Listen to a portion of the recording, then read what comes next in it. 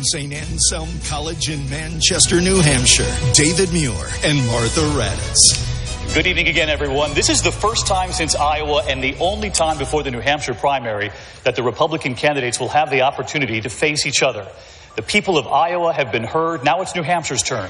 In just 3 days, voters here will decide who they think should be the Republican nominee for president. Questions of leadership and character have dominated the news ever since the Iowa caucuses a few days ago. Here with us to question the candidates this evening are Josh McKelvin from WMUR here in Manchester and author and commentator Mary Catherine Ham. So let's welcome the candidates for the Republican nomination for president. New Jersey Governor Chris Christie.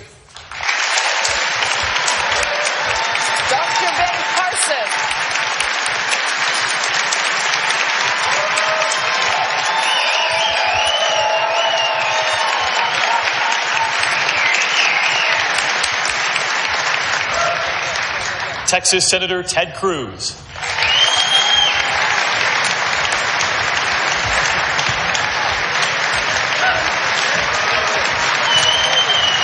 Businessman Donald Trump.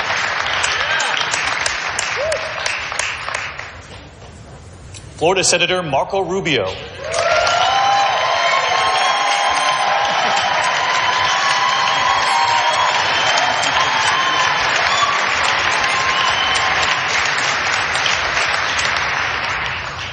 Former Florida Governor Jeb Bush. And Ohio Governor John Kasich. Ladies and gentlemen, the Republican candidates. And Dr. Ben Carson, please come out on the stage. He's standing there as well. Dr. Carson. And Donald Trump.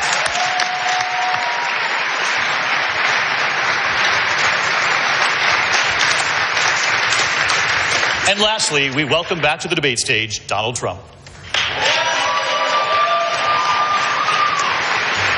Who's Kasich? But Kasich. Can I introduce Kasich? So noisy in here. Yes. We're going to introduce Ohio Governor John Kasich.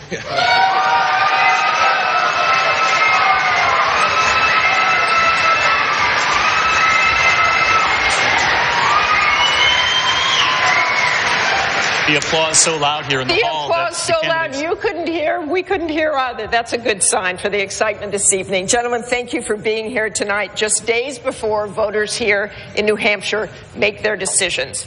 The rules are simple and have been agreed to by all the campaigns. There will be 60 seconds to answer, and if another candidate is mentioned in that answer, that candidate will have 30 seconds to respond.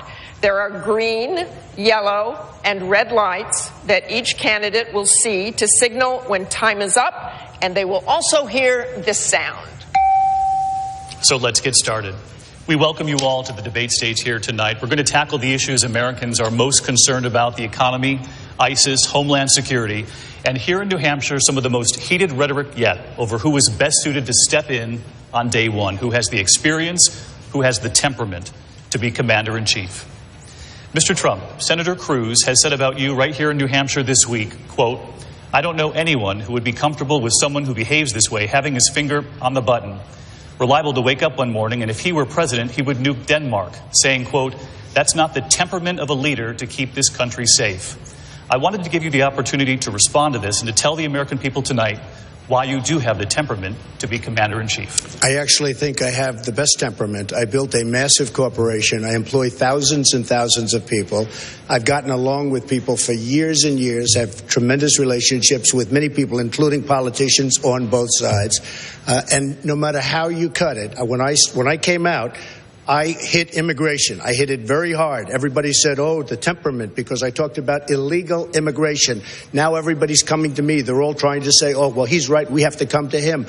I hit other things. I talked about Muslims. We have a problem. Nobody else wanted to mention the problem. I brought it up. I took a lot of heat. We have to have a temporary something because there's something going on that's not good. And remember this, I'm the only one up here.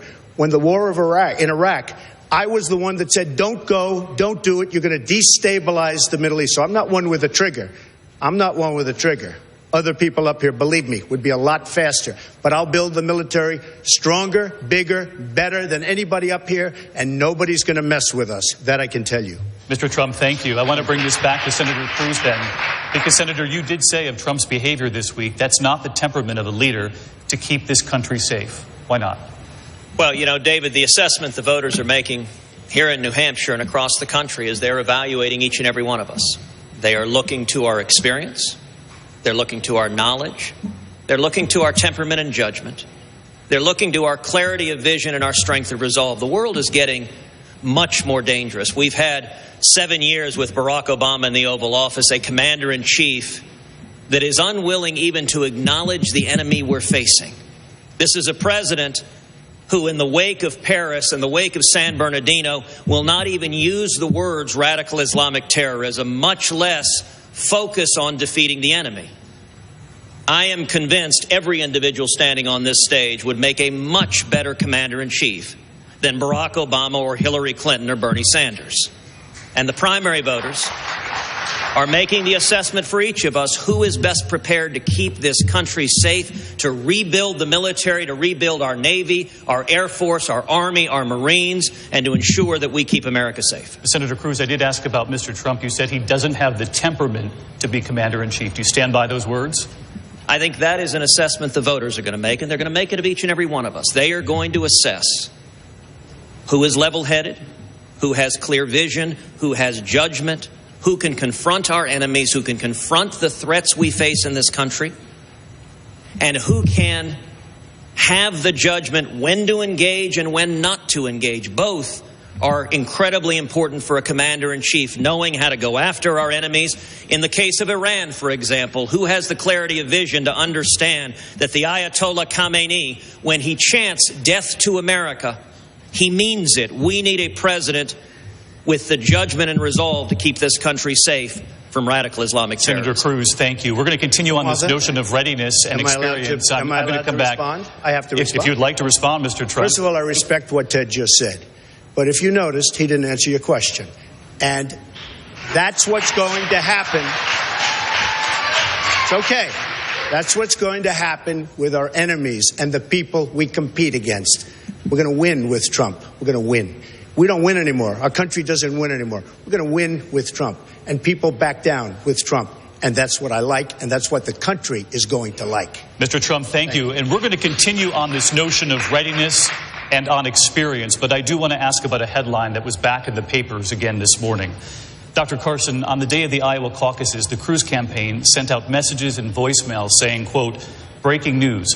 Dr. Ben Carson will be planning to suspend his campaign following tonight's caucuses. Please inform any Carson caucus goers of this news. But as we can all see, you're still standing here tonight. Late this week, your campaign sent this email, quote, this kind of deceitful behavior is why the American people don't trust politicians.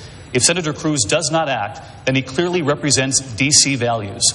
What kind of action do you think Senator Cruz should take? Well, you know, when I wasn't introduced number 2, as was the plan, I thought maybe he thought I already had dropped out. But you know, today is the 105th anniversary, or 105th birthday of Ronald Reagan. His 11th commandment was not to speak ill of another Republican. So I'm not going to use this opportunity to savage the reputation of Senator Cruz. But I will say, I will say that I was very disappointed that members of his team thought so little of me, that they thought that after having hundreds, if not thousands, of volunteers and college students who sacrificed their time and were dedicated to the cause, one even died, to think that I would just walk away 10 minutes before the caucus and say, forget about you guys. I mean, who would do something like that? No, I don't think anyone on this stage would do something like that. And to assume that someone would, what does that tell you? So, unfortunately, it did happen. It gives us a very good example of certain types of Washington ethics. Washington ethics basically says, if it's legal, you do what you need to do in order to win. That's not my ethics. My ethics is you do what's right. Senator Cruz. Dr. Carson, thank you. Senator Cruz, you have said that Dr. Carson and his wife have become friends of yours.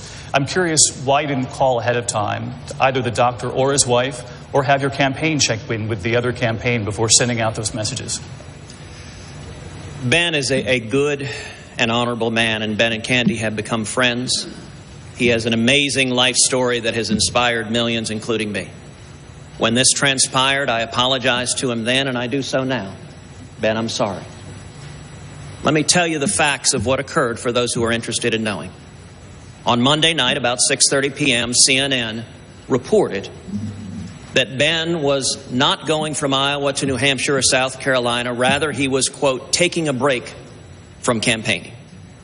They reported that on television. CNN's political anchors, Jake Tapper and Dana Bash and Wolf Blitzer, said it was highly unusual and highly significant.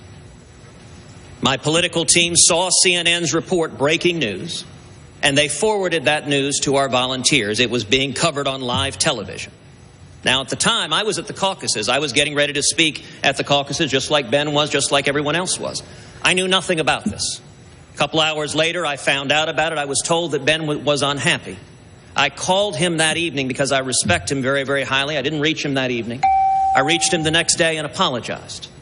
He asked me then, he said, Ted, would you make this apology in public? I said, yes, I will. And I did so. I regret that subsequently CNN reported on that. They didn't correct that story until 9:15 that night. So from 6:30 p.m. to 9:15, that's what CNN was reporting. Subsequent to that initial report, Ben's campaign put out a statement saying that he was not suspending his campaign. I wish that our campaign staff had forwarded that statement. They were unaware of it. I wish that they had. That's why I apologized. Senator Cruz, thank you. We're going to move on here, back to the issues. Since I was mentioned. Dr. Carson, please. This is great. You guys, I want you to all mention me when you say something.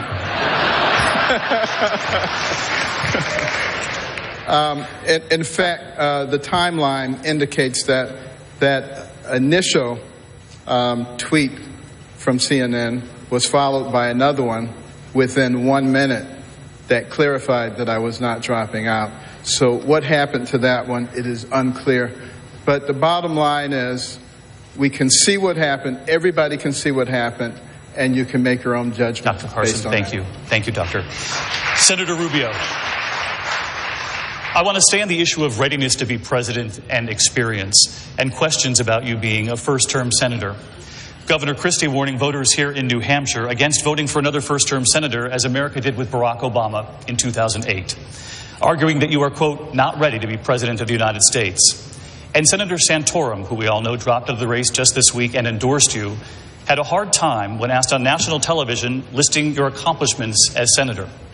Tonight, what are your accomplishments in the Senate that demonstrate you're ready to be president of the United States? Well, let me say, from protecting the people of Florida from eminent domain abuse, to bringing accountability to the VA, to the Girls Count Act, to sanctioning terrorist groups, I'm proud of my service in the United States Senate and before that in the Florida legislature.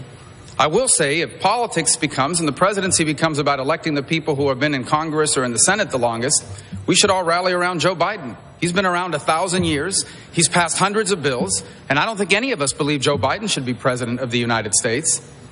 And let's dispel once and for all with this fiction that Barack Obama doesn't know what he's doing. He knows exactly what he's doing. Barack Obama is undertaking a systematic effort to change this country, to make America more like the rest of the world. That's why he passed Obamacare and the stimulus and Dodd-Frank and a deal with Iran. It is a systematic effort to change America. When I'm president of the United States, we are going to re-embrace all the things that made America the greatest nation in the world, and we are going to leave our children what they deserve, the single greatest nation in the history of the world. Senator Rubio, thank you. I do want to ask Governor Christie. Governor Christie, you said, fool me once, shame on you. Fool me twice, shame on me, when it comes to electing a first-term senator. You heard Senator Rubio make the case that he does have the experience. Your response? Sure. First, let's remember something. Every morning when a United States senator wakes up, they think about what kind of speech can I give or what kind of bill can I drop. Every morning when I wake up, I think about what kind of problem do I need to solve for the people who actually elected me. It's a different experience. It's a much different experience. And the fact is, Marco, you shouldn't compare yourself to Joe Biden, and you shouldn't say that that's what we're doing. Here's exactly what we're doing. You have not been involved in a consequential decision where you had to be held accountable. You just simply haven't. And the fact is,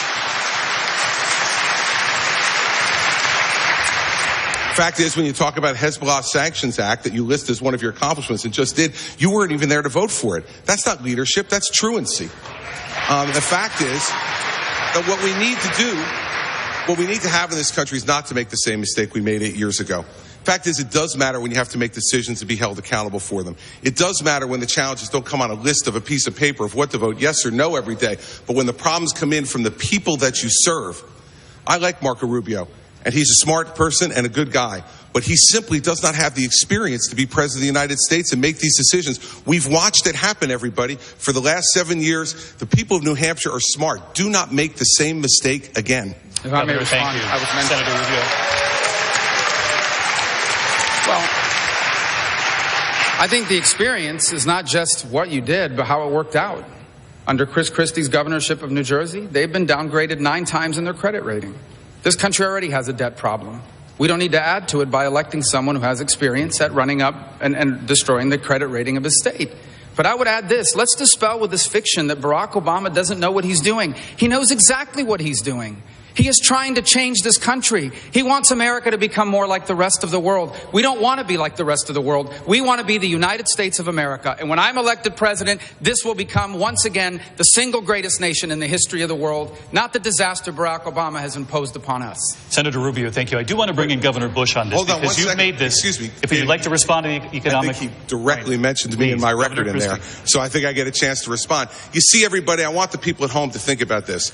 That's what Washington, D.C. does.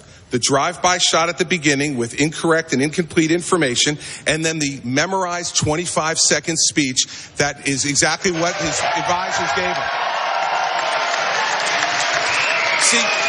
See, Marco, the thing is this. When you're president of the United States, when you're a governor of a state, the memorized 30-second speech where you talk about how great America is at the end of it doesn't solve one problem for one person. They expect you to plow the snow. They expect you to get the schools open. And when the worst natural disaster in your state's history hits you, they expect you to rebuild their state, which is what I've done. None of that stuff happens on the floor of the United States Senate. It's a fine job. I'm glad you ran for it. But it does not prepare you for president of the United States. Senator Rubio. Chris, your state got hit by a massive snowstorm 2 weeks ago. You didn't even want to go back. They had to shame you into going back. No. And then you stayed there for 36 hours, and then he left and came back to campaign. Those are the facts. Here's the bottom line. This notion that Barack Obama doesn't know what he's doing is just not true. There it is. He knows exactly what he's doing. The memorized 25-second speech. Well, that's the reason why this campaign is so important. Because I think this is an important point. We have to understand what we're going through here. We are not facing a president that doesn't know what he's doing. He knows what he is doing. That's why he's done the things he's done.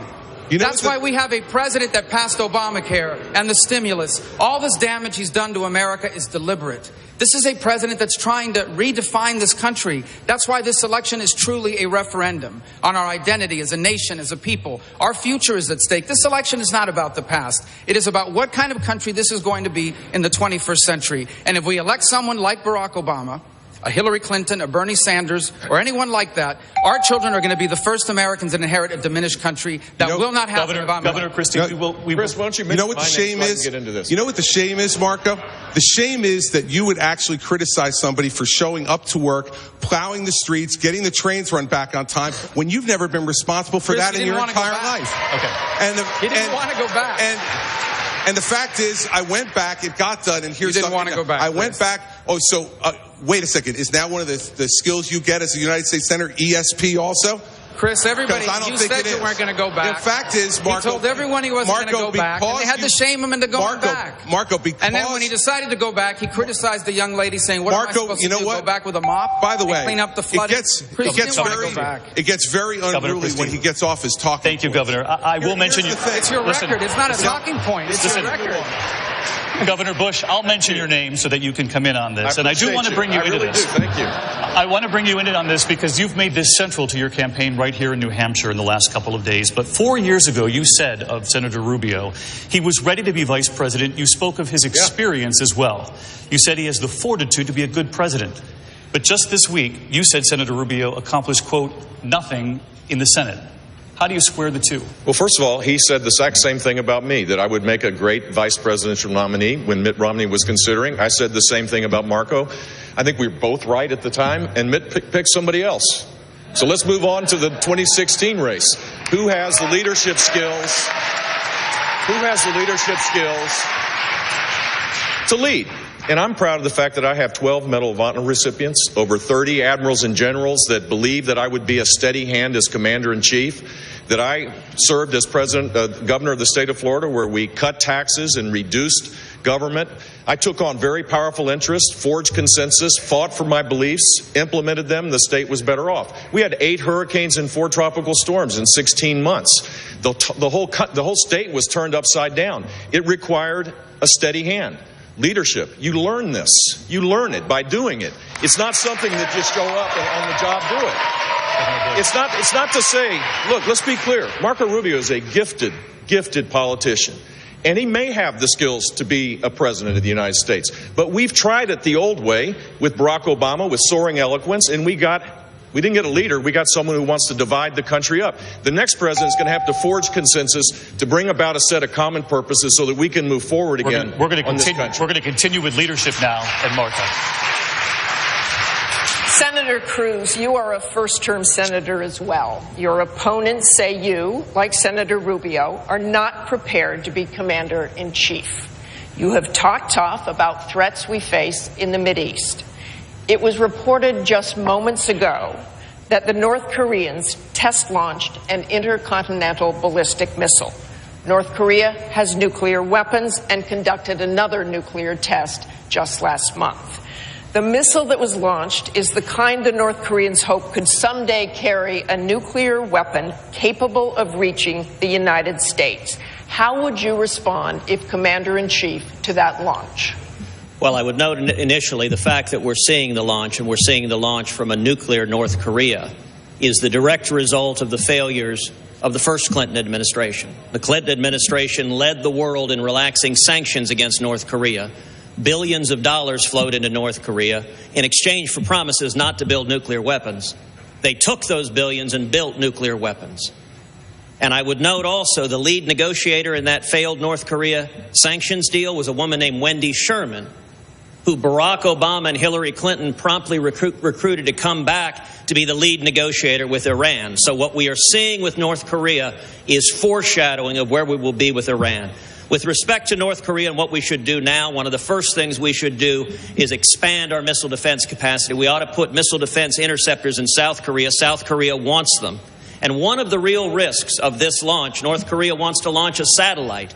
And one of the greatest risks of the satellite is they would place a nuclear device in the satellite as they would orbit around the Earth, and as it got over the United States, they would detonate that nuclear weapon and set off what's called an EMP, an electromagnetic pulse, which could take down the entire electrical grid on the eastern seaboard, potentially killing millions. We need to harden the grid to defend ourselves, and we need missile defense to protect ourselves against North Korea. Well, let me ask you this. If you were commander-in-chief tonight, would you have ordered the U.S. military to destroy that missile preemptively on the launch pad to prevent North Korea from becoming an even graver threat? You know, at this point, I'm not going to speculate on that without the intelligence briefing that any commander-in-chief would have, knowing what exactly is there. One of the real problems...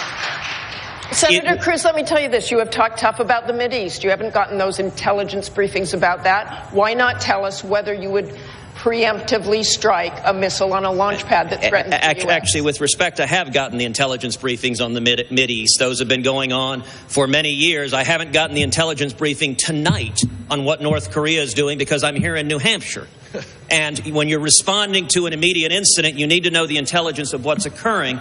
But what I was saying, look, it is qualitatively different dealing with a country once they have nuclear weapons. It's why you prevent them from getting nuclear weapons in the first place, because your hands are somewhat tied once they have nukes. It's why this Iranian nuclear deal is so catastrophic, and it's why I pledged on the very first day in office to rip to shreds this Iranian nuclear deal, so we're not sitting here in 5 years wondering what to do about an Iranian missile launch when they have nuclear weapons. The stakes are too high for that. Okay, Senator Cruz, I will say that missile has been sitting there for quite some time, and they have had eyes on it. Martha, just to clarify on that point, because he's right, and one more thing to point, it is standard procedure of the United States to shoot down those missiles once launched if they pose a threat to civilians, land, or ships. Senator Rubio, I'm talking about a preemptive strike on the launch pad. No, I understand. And but I think it's important to note that it is, and Senator Cruz, I think, was alluding to this as well, it is the standard procedure of the United States, if in fact those missiles pose a threat to land, civilians, our allies, or any of our assets,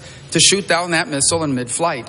I understand your question was about a preemptive strike, but my point is that there is in place now contingencies to avoid any sort of that strike from going errant and destroying any assets of the United States, or implicating or hurting any of our allies or any of our assets in the region. Okay, thank you, Senator Rubio. Governor Kasich, how would you respond to tonight's launch? Well, we've got to step up the pressure. And by the way, I've got to say, after being here, every one of my 100 town hall meetings in New Hampshire were a lot more fun than what I saw here today. We're so much more positive. Look, in terms of North Korea, Martha, we have to make sure that we intercept both the ships and their aircraft, because what they're trying to do is to proliferate this very dangerous material, along with the technology, the instruments that can be used for mass destruction. That's what I worry about the most, frankly, is non-state actors, people who don't have a uniform, people who don't have a country, who can spread this, who are not subject to the mutual assured defense. In other words, you strike us, we strike you. Some of these radicals, they don't care about that. That's what I worry about for my children and for their children going forward. So we have to be very tough, and we should tell the Chinese, look, if you're not going to do this, ballistic missile defense to Koreans, ballistic missile defense to Japan, and by the way, we should impose the same kind of sanctions on North Korea that we imposed on Iran, because they're able to shift money. They're able to send money and receive money. We've got to be very tough on this, and frankly, I think we could have let the Japanese know that if you want to take action on that missile that's rising, you want to take action, you will have our support if that's what you think is the best thing to do. We cannot continue to be weak in the face of the North Koreans, or frankly, in the entire rest of the world. Martha, this relates to strategic patience. This relates to the strategic patience of the Obama administration. They come up with these great marketing terms, and what they do is they pull back, and voids are filled, and they're now filled by asymmetric threats of terror as well as nation states on the run. The next president of the United States is going to have to get the United States back in the game, and if a preemptive strike is necessary to keep us safe, then we should do it. Thank you, Governor Bush. Mr. Trump, do you have a red line with North Korea? Would you consider military action, and how far would you let them go? Well, let me say a couple of things. First of all, Marco said earlier on that President Obama knows exactly what he's doing, like we have this president that really knows. I disagree respectfully with Marco. I think we have a president who, as a president, is totally incompetent, and he doesn't know what he's doing. I think he has no idea what he's doing, and our country is going to hell. So I just want to say we disagree on that. Is that okay? Yeah, I got mentioned. Good. Can I respond? And I'd like you to finish the question, please. As to North Korea, we have tremendous has been just sucked out of our country by China. China says they don't have that good a control over North Korea. They have tremendous control. I deal with the Chinese all of the time. I do tremendous business. The largest bank in the world is in one of my buildings in Manhattan. I deal with them. They tell me they have total, absolute control, practically, of North Korea. They are sucking trillions of dollars out of our country. They're rebuilding China with the money they take out of our country. I would get on with China. Let China solve that problem. They can do it quickly and surgically. That's what we should do with North Korea. Senator Rubio, you were mentioned. Here's the broader point as well, and I think it touches on what Donald just mentioned. Barack Obama views America as this arrogant global power that needed to be cut down to size, okay? This is a president that views this country as a country that's been too powerful in the world, and we create problems around the world. For example, it's one of the reasons why he has betrayed Israel, because he believes if we create separation from Israel, it will help our relations in the Islamic world. The same is happening in the Asia-Pacific region with accommodations to North Korea. North Koreans should be back on the list of terrorist nations, as an example. And Donald's absolutely right. China does have a lot of influence over North Korea, and he should be leveraging our relationship with the Chinese to ensure that North Korea no longer has access to the resources that have allowed him to, a country that has no economy, to develop long-range missiles already capable of reaching the west coast of the United States potentially. Thank you very much, Senator Rubio. Governor Bush, another problem facing the commander-in-chief right now is that North Korea is currently detaining an American college student. What would you do to get that college student back home? Well, first of all, it's interesting that that happened literally days when this hostage release took place, but in Iran. A day or 2 days afterwards, North Korea held an American student hostage. I think it's when we send a signal of weakness, when we're negotiating to release people that committed crimes in our country for people that didn't commit crimes that are held hostage in Iran. We saw the shameful treatment of our sailors, that this creates weakness, sends a signal of weakness around the world. The next president of the United States is going to have to get back in the game, where the United States' word matters, where we back up our allies, where we don't send signals of weakness. We need to use every influence possible to get this student back. And I think John is right about this. There are crippling sanctions that are available as it relates to the 2 or 3 banks that North Korea uses to use its illicit trade. And we ought to reestablish those sanctions, not just because of this student, but because of their actions that they're taking right now as it relates to building this missile capability. Governor Christie, I want to go to you on the same question. Martha. Would you negotiate with North Korea? No, let's make something very clear. I learned 7 years as a federal prosecutor in dealing with types of situations like we're talking about in North Korea, where criminals take people hostage. You never pay ransom to the criminals, ever. You never pay ransom to the criminals. Everyone out at home watching tonight understands that principle. And so what you need to do is to engage in a much different way with these folks. They do not understand anything but toughness and strength. And we need to engage the Chinese to deal with the North Koreans, but we also need to make sure that they understand there's a commander-in-chief who will not pay ransom for any hostage. This president and his former Secretary of State are for paying ransom for hostages. When you do that, you endanger even more Americans around the world to be the subject of this type of hostage-taking and illegal detention. You need a strong commander-in-chief who will look these folks in the eye and say, we will not put up with this, and we will take whatever actions we need to take, not only to get our people home safely, but to swiftly and surely punish those who believe they can violate the law and violate Americans' sovereign rights to travel the world freely and safely. This is unacceptable, and this is why this president is so weak, and why the Secretary of State, who's embracing a third Barack Obama term, would be even weaker. Thank you very much, Governor Christie. David. Martha, we're going to turn to immigration now, and I want to bring in Governor Kasich, because you told us in an ABC interview, Governor, quote, "It is completely ridiculous to think that we're going to go into neighborhoods, grab people out of their homes, and ship people back to Mexico." Adding, quote, "That's not where the party is. The party is not for deporting 11.5 million people." But Mr. Trump and Senator Cruz, who've made deportation central to their campaigns, top the national polls. So my question for you, are you not where the voters are? Well, you know, David, I've spent a lot of time here in this state, as I mentioned earlier, and we have to have practical solutions, just like we were just talking about a few minutes ago on North Korea. Look, the situation is we need to finish the border. It has to be completed. Just like we lock our doors at night, the country has to be able to lock its doors. And we can have a guest worker program where people can come in and out in an orderly way. And then for the 11.5 million that are here, if they have not committed a crime since they've been here, I believe they ought to pay some back taxes, pay a fine, never get on the path to citizenship, but get legalization. It is not, I couldn't even imagine how we would even begin to think about taking a mom or a dad out of a house when they have not committed a crime since they've been here, leaving their children in the house I mean, that is not, in my opinion, the kind of values that we believe in. And secondly, I think at the end of the day that Americans would support a plan like this. I think Congress would pass a plan to finish the border, guest worker, pay a fine, a path to legalization, and not citizenship. And we've got to get this done. And I will tell you this. Within the first 100 days that I am president, I will put that proposal to the Congress, and I will tell you, as a former congressman and an executive in Ohio, I can promise you that I believe you'll get the votes to pass that, and we can move on with that issue and protect our border. Governor That's what I Kasich, think. thank you. I want to bring this next to Senator Cruz.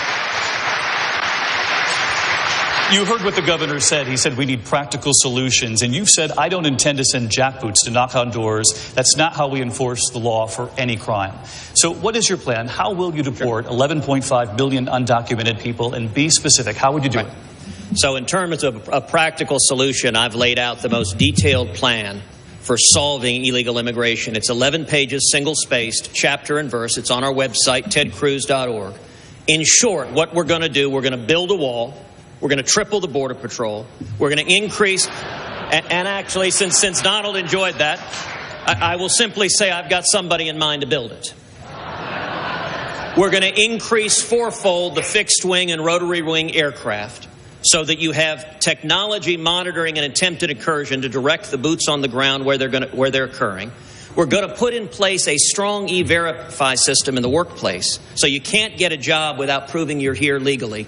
We'll put in place a biometric exit-entry system on visas, because 40% of illegal immigration comes not over the border illegally, but people coming on visas and overstaying. We will end sanctuary cities by cutting off taxpayer dollars to any jurisdiction that defies federal immigration law. And we will end welfare benefits for those here illegally. But let me just ask you this, though, because Governor Kasich was talking about the families and what you do with the families that you'd have to send home. Can you tell the American people tonight how you would do that? What you do is you enforce the law. You know, under the Constitution, the president has an obligation to, quote, take care that the laws be faithfully executed. Federal immigration law provides if someone is here illegally and is apprehended, they are to be deported. We saw just this past week the head of the Border Patrol Union testify before Congress that President Obama had given the order to the Border Patrol to stand down, not to enforce the law. That is wrong. I will enforce the law. And for everyone who says you can't possibly do that, I would note that in 8 years, Bill Clinton deported 12 million people.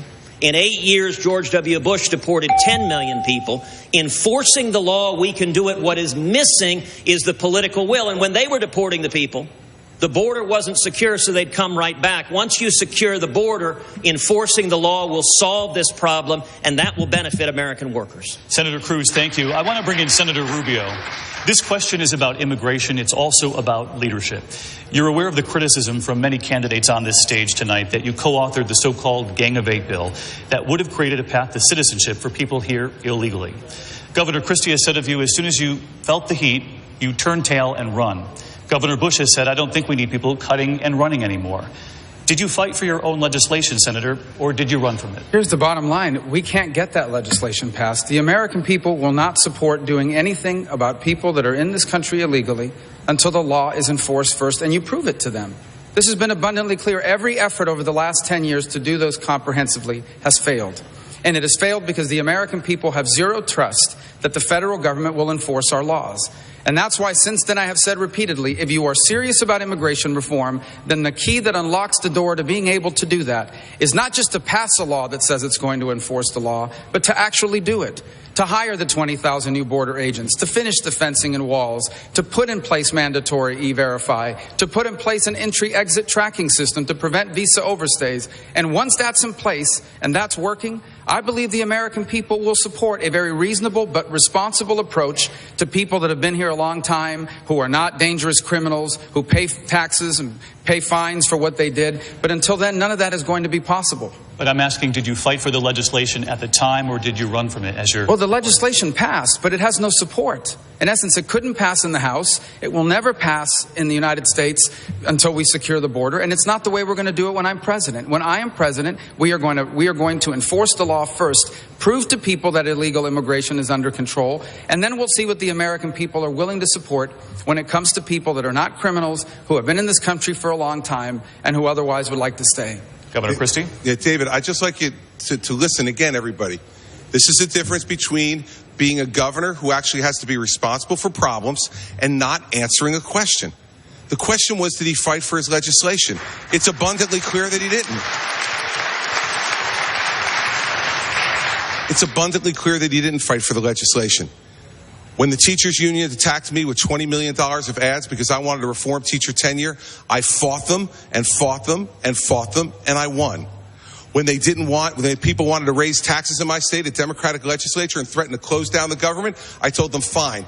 Close down the government, I'll get in my cars, head to the governor's mansion, order a pizza, open a beer, and watch the Mets. You can call me when the government reopens. And guess what they didn't do? They didn't pass a tax increase because I vetoed it, and they never closed the government because they knew I would fight for what I believed in. The fact of the matter is, a leader must fight for what they believe in, not handicap it and say, well, maybe since I can't win this one, I'll run. That's not what leadership is. That's what Congress is. Governor, thank you. Senator Rubio. Leadership is ultimately about solving the problem.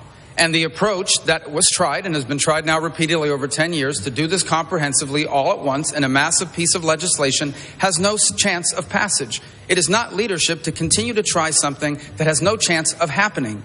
I want to make progress on this issue. It has been discussed now for 30 years and nothing ever happens. And I am telling you that the only way forward on this issue that has any chance of happening, meaning gaining the support of the American people, you cannot do this without the support of the American people, is an approach that begins by proving that once and for all, illegal immigration is under control. Senator Rubio, thank you. We want to turn to health care in this country, and for that, author and commentator Mary Catherine Ham tonight. Mary Catherine? Thanks, David. Good evening, guys. Good evening. Mr. Trump. Yes. In the Democratic primary, Hillary Clinton has criticized Bernie Sanders' plan for single-payer government health care, noting it would require big, across-the-board tax increases for Americans. In doing so, she's doubling down on Obamacare, despite its persistent unpopularity. Mr. Trump, you have said you want to repeal Obamacare. You've also said, quote, everybody's got to be covered, adding, quote, the government's going to pay for it. Are you closer to Bernie Sanders' vision for health care than Hillary Clinton is? I am. I think I'm closer to common sense. We are going to repeal Obamacare. We are going to repeal Obamacare. We are going to replace Obamacare with something so much better. And there are so many examples of it. And I will tell you, part of the reason we have some people laughing because you have insurance people that take care of everybody up here. I'm a self-funder. The only one they're not taking care of is me. We have our lines around each state. The insurance companies are getting rich on Obamacare. The insurance companies are getting rich on health care and health services and everything having to do with health. We're going to end that. We're going to take out the artificial boundaries, the artificial lines. We're going to get a plan where people compete. Free enterprise. They compete so much better. In addition to that, you have the health care savings plans, which are excellent. What I do say is there will be a certain number of people that will be on the street dying. And as a Republican, I don't want that to happen. We're going to take care of people that are dying on the street because there will be a group of people that are not going to be able to even think in terms of private or anything else. And we're going to take care of those people. And I think everybody on this stage would have to agree, you're not going to let people die sitting in the middle of a street in any city in this country.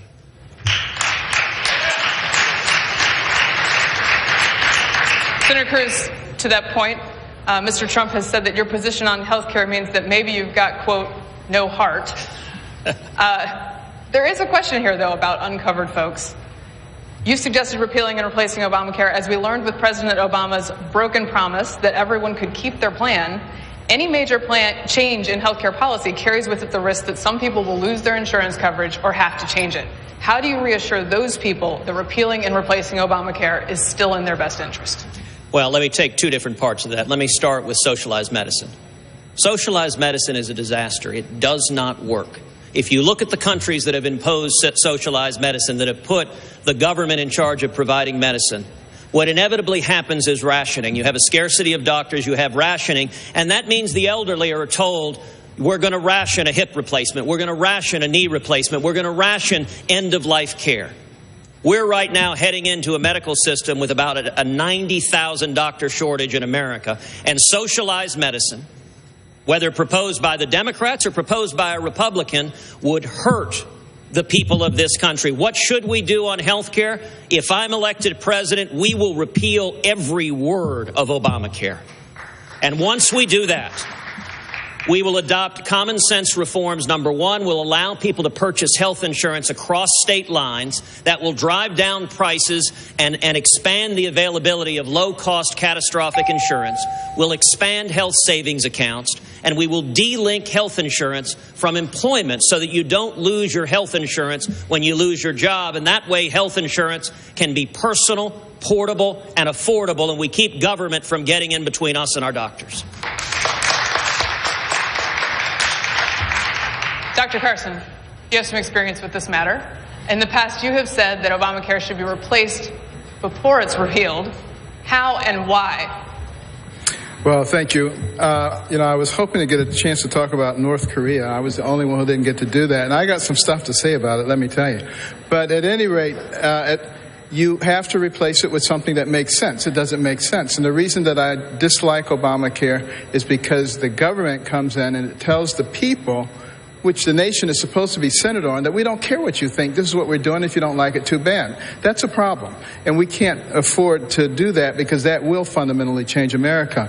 I have proposed a health empowerment account system. Everybody gets a health empowerment account the day they are born. They keep it until they die. They can pass it on. We pay for it with the same dollars that we pay for traditional health care with, recognizing that we spend twice as much as many countries per capita on health care and don't have as much access. We give people the ability to shift money within their health empowerment account so that each family basically becomes its own insurance company without a middleman. That saves you an awful lot of money. And that will lower the cost of your catastrophic insurance tremendously because the only thing coming out of that is catastrophic health care. And then in terms of taking care of the indigent, we have another whole system. And I can go ahead and explain it, but I don't have the time. But I'd be happy to if you give me some more time. But go to my website, bencarson.com, read about it. You can read about everything that's been discussed here in great detail. Thank you, Dr. Carson. David and Martha, back to you. Mary Catherine, thank you. We want to turn now to the issue of eminent domain, which is being debated right here in New Hampshire. And Josh McKelvin is the political director, the anchor of WMUR TV. Josh? Thank you, David, and good evening, candidates. Mr. Trump, you have said, quote, I love eminent domain, which is the seizure of private property for the sake of the greater good, theoretically. You've tried to use the measure in business endeavors. You've said you'd support its use for the Keystone Pipeline project. Here in New Hampshire, a project, though, known as the Northern Pass, would bring hydroelectric power from Canada into the northeastern grid. Do you see eminent domain as an appropriate tool to get that project done? Well, let me just tell you about eminent domain, because almost all of these people, actually Chris has it, but so many people have hit me with commercials and other things about eminent domain. Eminent domain is an absolute necessity for a country, for our country. Without it, you wouldn't have roads, you wouldn't have hospitals, you wouldn't have anything. You wouldn't have schools, you wouldn't have bridges. You need eminent domain. And a lot of the big conservatives that tell me how conservative they are, I think I'm more than they are, they tell me, oh, well, they all want the Keystone Pipeline. The Keystone Pipeline, without eminent domain, it wouldn't go 10 feet, okay? You need eminent domain. And eminent domain is a good thing, not a bad thing. And what a lot of people don't know, because they were all saying, oh, you're going to take their property. When eminent domain is used on somebody's property, that person gets a fortune. They get at least fair market value, and if they're smart, they'll get 2 or 3 times the value of their property.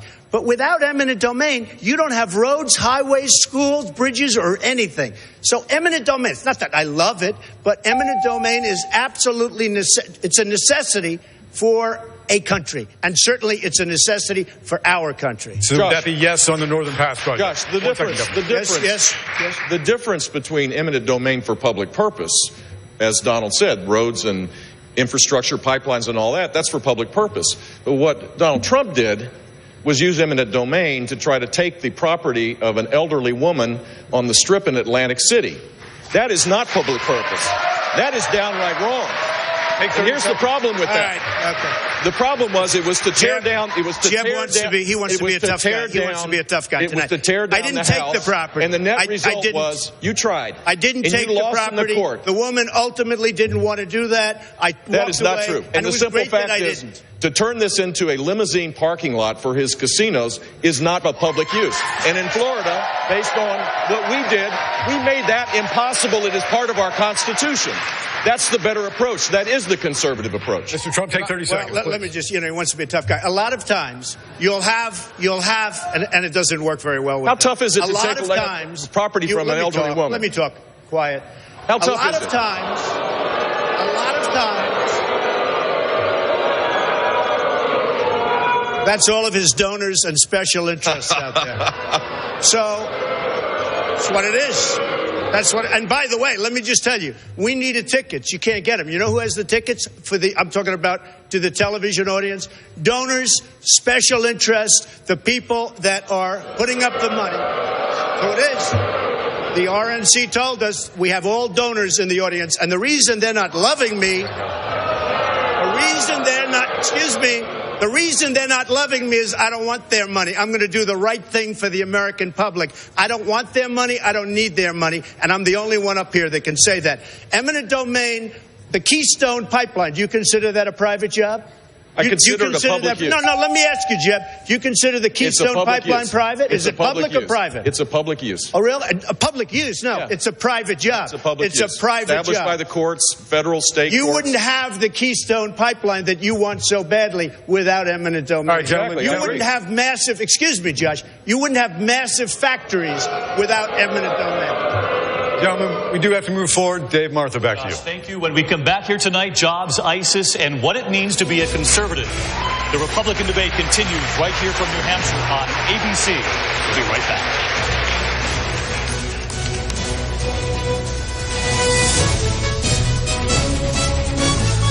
ABC News live coverage of the New Hampshire Republican debate is connected by BlackBerry Priv.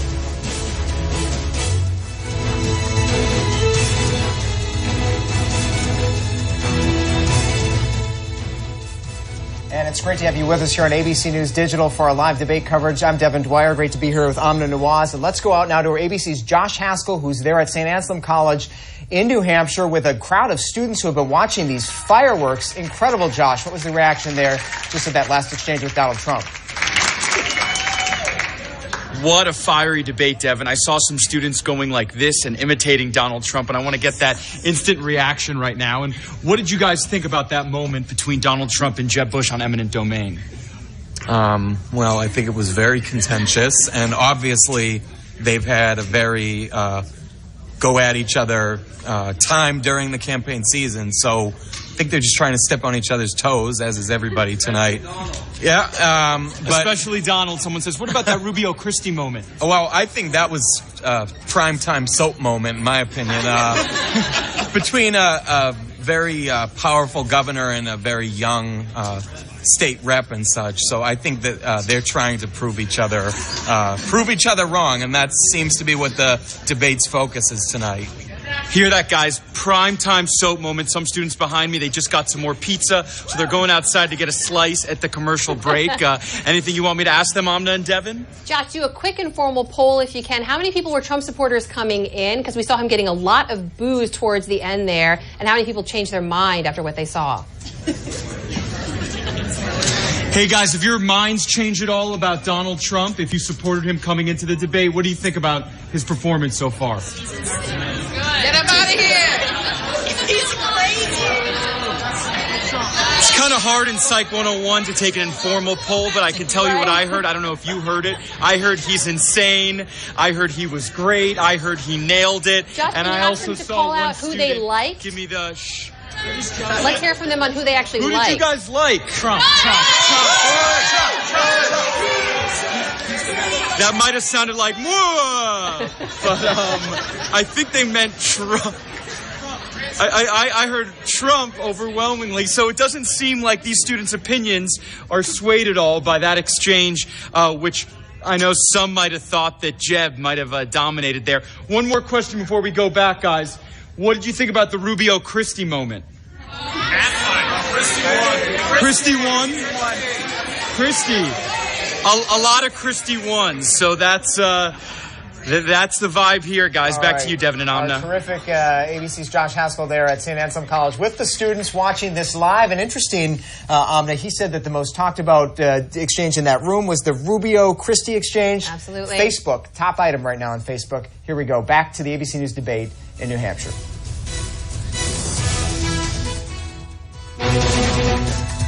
Live from Manchester, New Hampshire, here again is George Stephanopoulos. Candidates taking a quick break. I'm here with John Carl right now. And boy, John, Marco Rubio came into this debate with a head of steam, ran right into Chris Christie.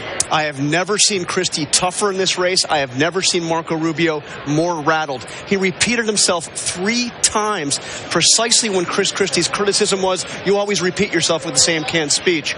This was a tough moment for Marco Rubio. Donald Trump started out more subdued, got a pass for most of the debate, right up until the end of that first section when the issue of eminent domain came up, and Jeb Bush was ready.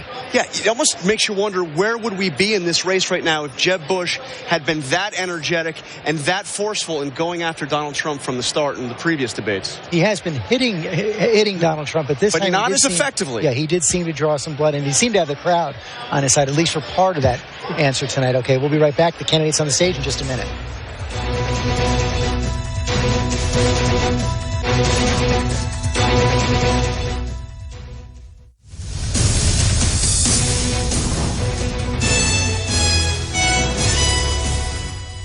Hey everybody, welcome back to continuing coverage of the GOP debate in New Hampshire. I'm Amna Nawaz here with Devin Dwyer. You saw our informal polling there inside the college classroom at St. A's where the debate is being held. Let's take a look at some harder numbers if we can from our friends over at Facebook. Take a look at this graphic. Here is what's happening so far in the debate. Remember, we still have a little bit more to go. This is the national share of conversation by candidate on Facebook so far. Donald Trump leading the pack with 49%. Coming up right behind him, I believe we have Marco Rubio with 22%, and finally in third place there, Ted Cruz with 20%, not unlike what we're seeing in the polls so far in New Hampshire. That's right, not unlike what we were seeing on Twitter as well. Donald Trump drawing so much attention. Of course, this is his first debate back since Iowa. He wasn't in the last debate, so a lot of attention on him. Boy, the fireworks between Marco Rubio and Chris Christie is what everyone seems to be talking about on social right now. But let's take a look over on Twitter.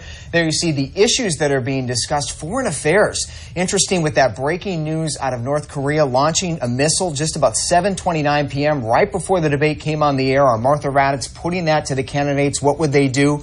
Sort of a mix of responses there. Not very many specifics there, I say. No, she did press them hard. We haven't gotten many specifics on that one issue. You saw some of the other issues following up. If you can go back to that Twitter card, you'll see what else people are talking about when it comes to the issues on Twitter.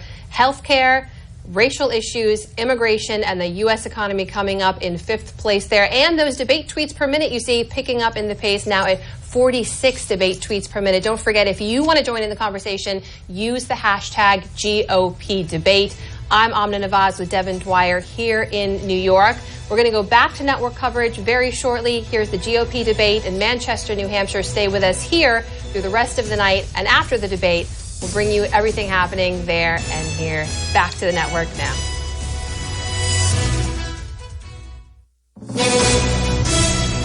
Live from St. Anselm College in New Hampshire, here again are David Muir and Martha Raddatz.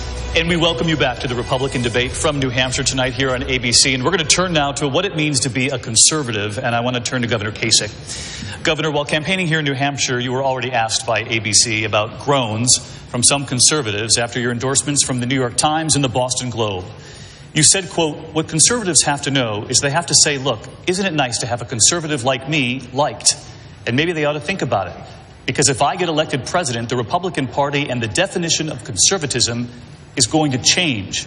How would you change conservatism? Well, first of all, look, as the New York Times said, he's certainly not a moderate, but he can bring people together to solve problems. And the fact of the matter is I've cut taxes more than anybody in the country this year. I have balanced budgets, the federal budget, the state of Ohio budget. We're running a $2 billion surplus. We're up 400,000 jobs. And in Washington, we were able to have significant job growth whenever we balanced the budget, of which I was the architect. But here's the beauty of it. It's not just balancing a budget. It's about jobs.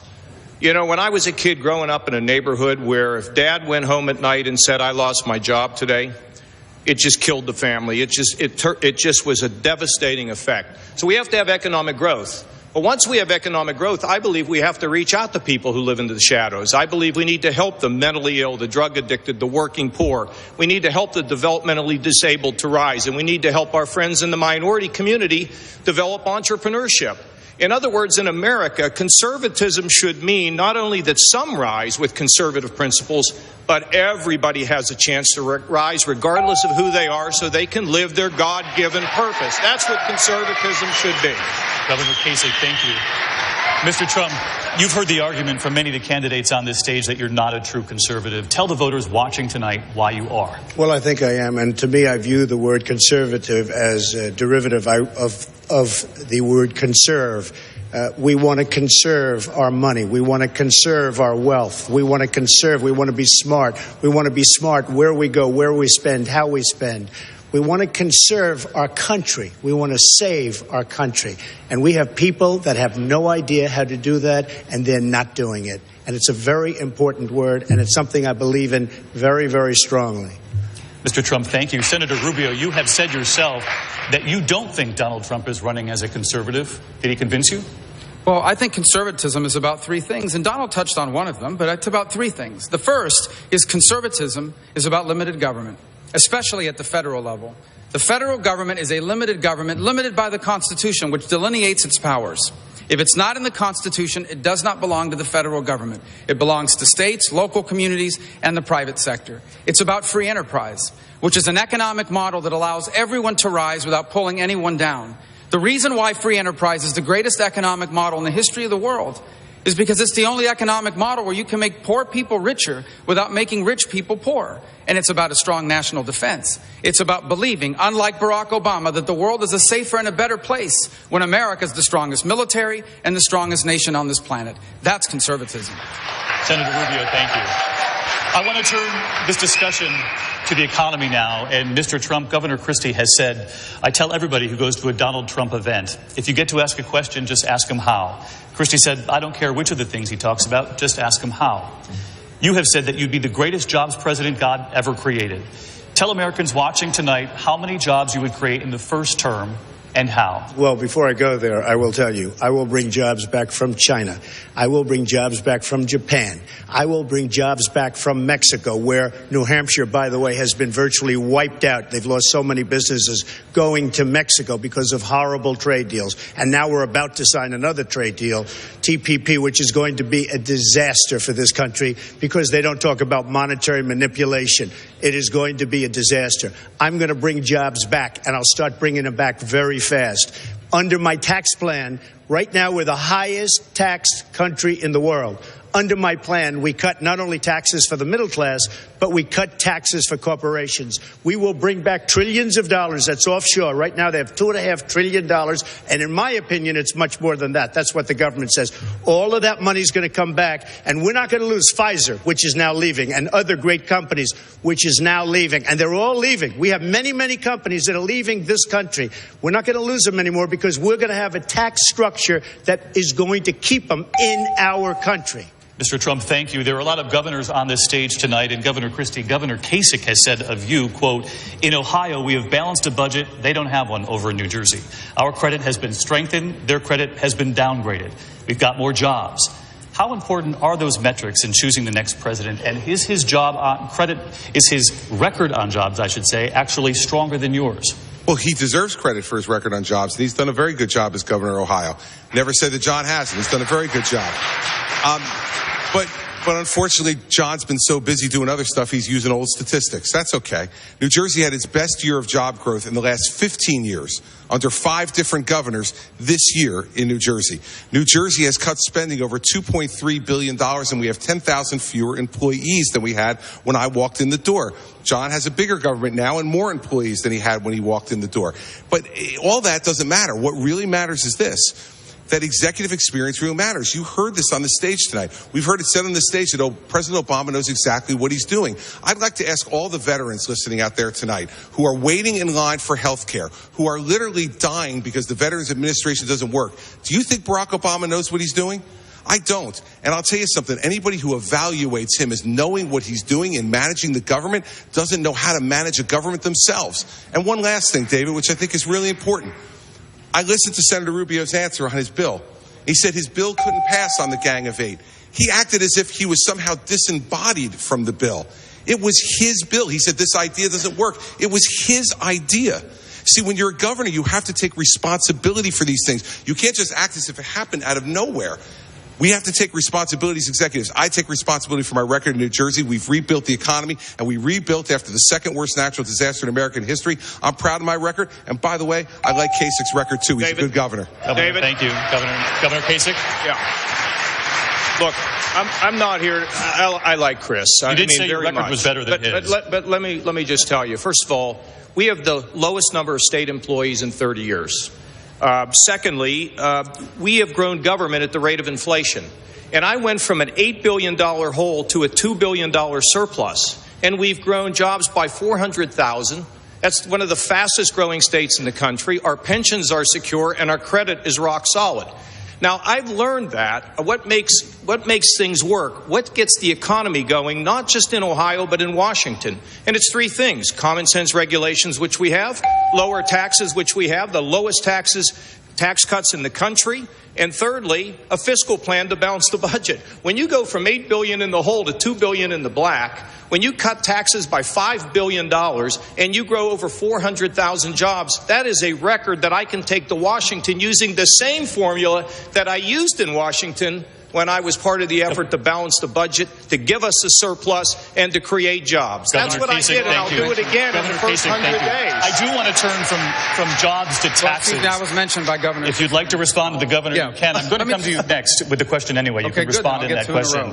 Here's going from jobs to taxes, and here's well, no, sorry. Let me respond to that question. To the Gang of Eight bill first. Well, here's the response. I think anyone who believes that Barack Obama isn't doing what he's doing on purpose doesn't understand what we're dealing with here. Okay, this is a president who is trying to change this country. When he talked about change, he wasn't talking about dealing with our problems. Obamacare was not an accident. The undermining of the Second Amendment is not an accident. The gutting of our military is not an accident. The undermining of America on the global stage is not an accident. Barack Obama is indeed trying to redefine this country. We better understand what we're dealing with here, because that's what Hillary Clinton and Bernie Sanders want to double down on if they are elected. The governor wasn't talking about the president. He was talking about the Gang of Eight bill. No, he talked about Barack Obama. But let me ask you about taxes, Senator Rubio. A recent poll, 68% of Americans favor raising taxes on people making more than $1 million a year. Are they wrong? I don't know of any problem in America that's going to be fixed with a tax increase. We have an economy today that is not creating jobs that pay enough. And one of the reasons why is because we have one of the most expensive business tax rates on the planet. Our combined business tax rate puts us among the highest in the industrialized world. And then on top of that, we are the only one that has a worldwide system of taxation, where an American company who makes money abroad has to pay taxes where they made the money, and then taxes a second time when they bring it back. The combination of these two things has stranded over $2 trillion, the equivalent of the size of the Russian economy. $2 trillion of American corporate money stranded overseas, combined with all of these inversions of companies leaving us. The solution to the problems we have today are not a tax increase. It is to lower our taxes on both people and on companies so that we can make America globally competitive again. Senator Rubio, thank you. I want to bring in Governor Bush. And Governor, I just want to repeat that number for you. 68% of Americans favor raising taxes on people making more than $1 million. What would you say to the people who believe that tonight? I'd like to see more millionaires. I think we need to grow more millionaires. We need to create a prosperity society where people can rise up. This notion that somehow we're undertaxed as a nation is just foolhardy when we have entitlements growing far faster than our ability to pay for it. A conservative, because that's the point of this, believes in limited government, believes in entrepreneurial capitalism and a strong national defense. But it also has to be, we need to reform things. In my town hall meetings, I went to a place where a woman described her neighbor who has a better economic deal by not working than her struggling to make ends meet. We need to be on the side of working people. And the problem with the left is another tax, another regulation, another mandate makes it harder for them to rise up. Everything that we should do should be focused on high sustained economic growth, where the middle class gets a raise for the first time and where people are rewarded for work rather than non-work. And I know how to do this. And if people are interested in the specifics of this, they ought to go to jeb2016.com. Knew that was coming, Governor. Hey, David. Thank you. David. Martha. Hey, David. I actually have experience with raising taxes on millionaires in my state. It was done. It was done by my predecessor. And I want everybody in the public who isn't at 68%, I want to tell you the truth. You're wrong. And here's why you're wrong. After New Jersey raised taxes on millionaires, we lost in the next 4 years $70 billion in wealth left our state. It left our state to go where it would be treated more kindly. If the United States raised taxes any further, that money will leave the United States as well. We won't have better jobs. Let New Jersey be the canary in the coal mine. It is a failed idea and a failed policy. It's class warfare. It happened in my state. I've stopped it from happening again, but we cannot do it. The 68% of the people are wrong about that. It will hurt the American economy. We tried it in New Jersey. Come take a look. It did not work. Governor Christie, thank you. Martha? Senator Cruz, you advocate what you call carpet bombing or saturation bombing to defeat ISIS, citing the more than 1,100 air attacks a day the U.S. carried out during the first Gulf War in 1991. Explain how a strategy to defeat a standing army would work against an unconventional terrorist group that is now hiding amongst the population. Well, sure. It starts with a commander-in-chief that sets the objective. And the objective has to be utterly and completely destroying ISIS.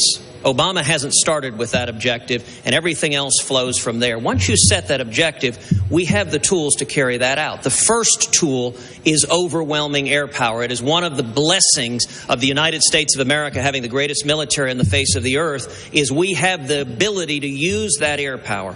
As you noted, the first Persian Gulf War, it was 1,100 air attacks a day. Obama is launching between 15 and 30. Now, when I say saturation carpet bombing, that's not indiscriminate. That is targeted at oil facilities. It's targeted at the oil tankers. It's targeted at command and control locations. It's targeted at infrastructure. It's targeted at communications. It's targeted at bombing all of the roads and bridges going in and out of Raqqa. It's using overwhelming air power. You know, a couple of weeks ago, it was reported that a facility is opened called Jihadist University. Now, the question I wonder, why is that building still standing? It should be rubble.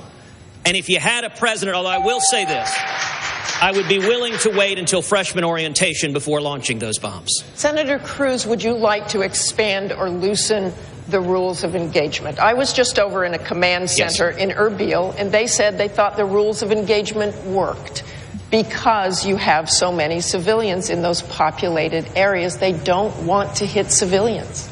Martha, I will tell you, I have visited with active duty military, with veterans over and over and over again in town halls all over the state of New Hampshire. What we are doing to our sons and daughters, it is immoral. We are sending them in to fight with their arms tied behind their back. They cannot defend themselves, and it is wrong. And I will tell you this, look, America has always been reluctant to use military force. It's the last step we take. But if and when we use it, and when it comes to defeating ISIS, we should use it.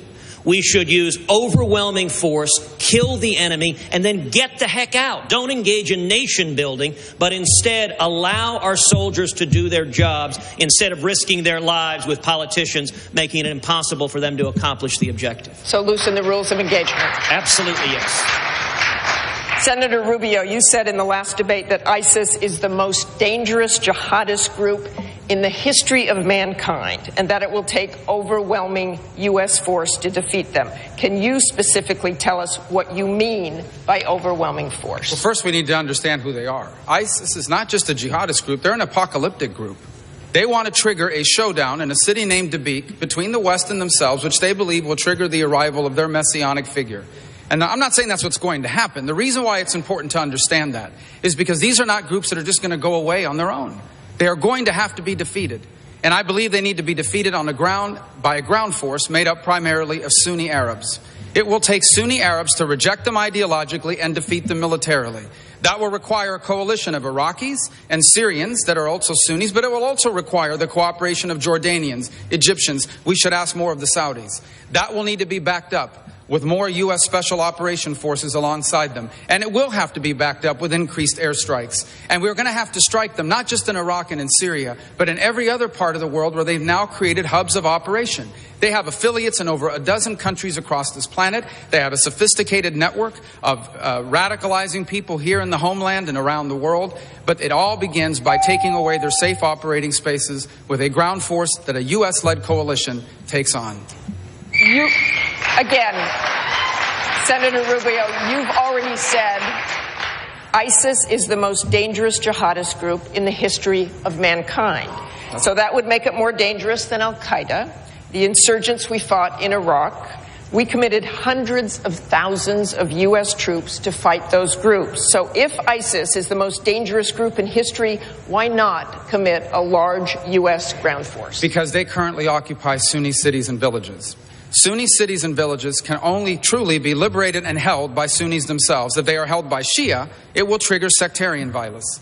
The Kurds are incredible fighters, and they will liberate the Kurdish areas, but Kurds cannot and do not want to liberate and hold Sunni villages and towns. It will take Sunni fighters themselves in that region to take those villages and cities and then to hold them and avoid the sort of sectarian violence that follows in the past. And why that is important is because if Sunnis are not able to govern themselves in these areas, you are going to have a successor group to ISIS.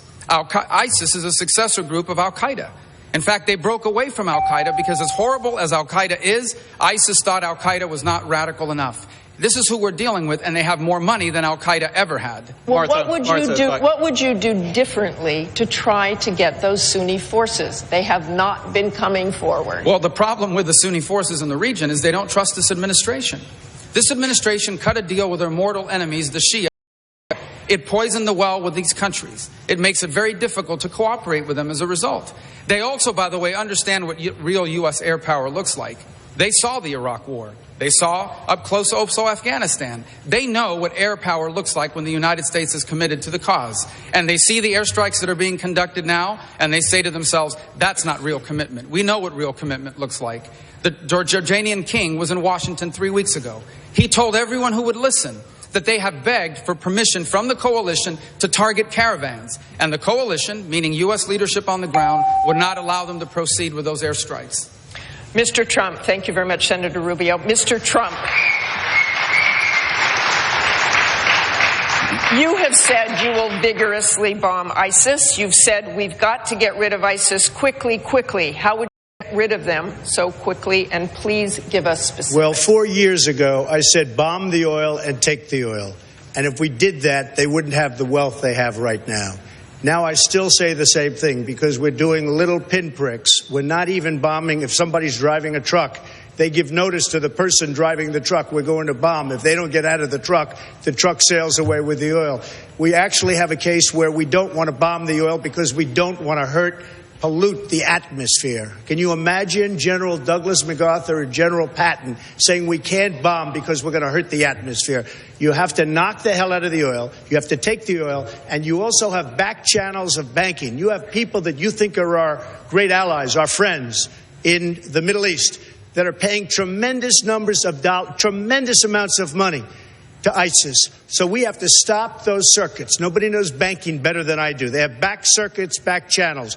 Tremendous amounts of money is coming in through the banking system. So between the oil and the banking, you will dry them up. But it should have been done 4 years ago, not now. And what would you do in those cities where there are people who we are trying to help, who ISIS is essentially holding hostage? You have to go in. First of all, when you take away their money, when you take away their wealth, that'll very much weaken, and it'll happen fairly fast. They'll last for about a year based on all of the wealth they've accumulated. But when you stop the banking channels and when you stop the oil and take the oil, not just bomb it, take it. When you do that, it's going to dry up very quickly. They're going to become a very weakened power quickly. Thank you very much, Mr. Trump. Let's turn to Libya. Governor Bush, it is a country in chaos. There is no government. This week, defense officials said there are now 5,000 ISIS fighters there, roughly doubling previous estimates. We know you and others have been critical of the administration's handling of Libya after the initial airstrikes that you supported. But this is a problem you would stand to inherit if you're the next president. Reports this week said the administration is considering new airstrikes, possible special operations raids. Would you support renewed airstrikes or any U.S. involvement on the ground? I would, and I would do it in concert, again, with our Arab allies and with Europe, most particular in this case. This is the lesson learned in history. If you bomb something and not do anything as it relates to deal with the aftermath of this, if you don't have a stable government, you get what we have in Libya. And this is not leading from behind, is not an effective policy. We have to lead. Without the United States, nothing seems to work. Europe doesn't have the ability to lead, forward lean in this regard. And so dealing with the caliphate is important because it now has spawned other areas. There's been 70-plus attacks in 17 countries, either inspired by ISIS or organized by ISIS, Libya being the most important one now. We have to deal with the caliphate with building a Sunni army there, but we also have to deal with it in Libya. And I think the United States ultimately is going to play a significant role in this. The problem with the Obama administration is that they see this incrementally. They're reluctant. They don't lead. No one knows whether we're serious. And when we do it in increments they can barely see. The United States has to lead in a much more aggressive way than we're doing right now. Thank you very much, Governor Bush. Dr. Carson. Yeah, I want to say something about this because I'm not here just to add beauty to the stage. You know, I've been talking about Libya for quite a long time. I think I was the first one to start talking about it because I say we have to have a proactive foreign policy strategy. And of course, the next place that ISIS is going to attack to is Libya. If you want to expand your caliphate and increase your influence, then you're going to go to a place that's strategically located. You go north across the Mediterranean, you're into southern Europe. You go south, you're into Chad and Sudan and Niger, and not to mention the fact that you've had much more oil than you do in Iraq. That's the kind of place that they're going to go to. Therefore, we need to be thinking about how do we prevent them from tacking over there. They're already sending their fighters there. We need to be consulting with our military experts and asking them what do they need in order to prevent ISIS from being able to take over Libya. That's going to have enormous consequences. And would you support renewed airstrikes? I would support the possibility of renewed airstrikes if, in conjunction with our joint chiefs and our military people, they felt that that was an appropriate strategy. The fact of the matter is, none of us up here is a military expert. And we sometimes act like we are, but we're not.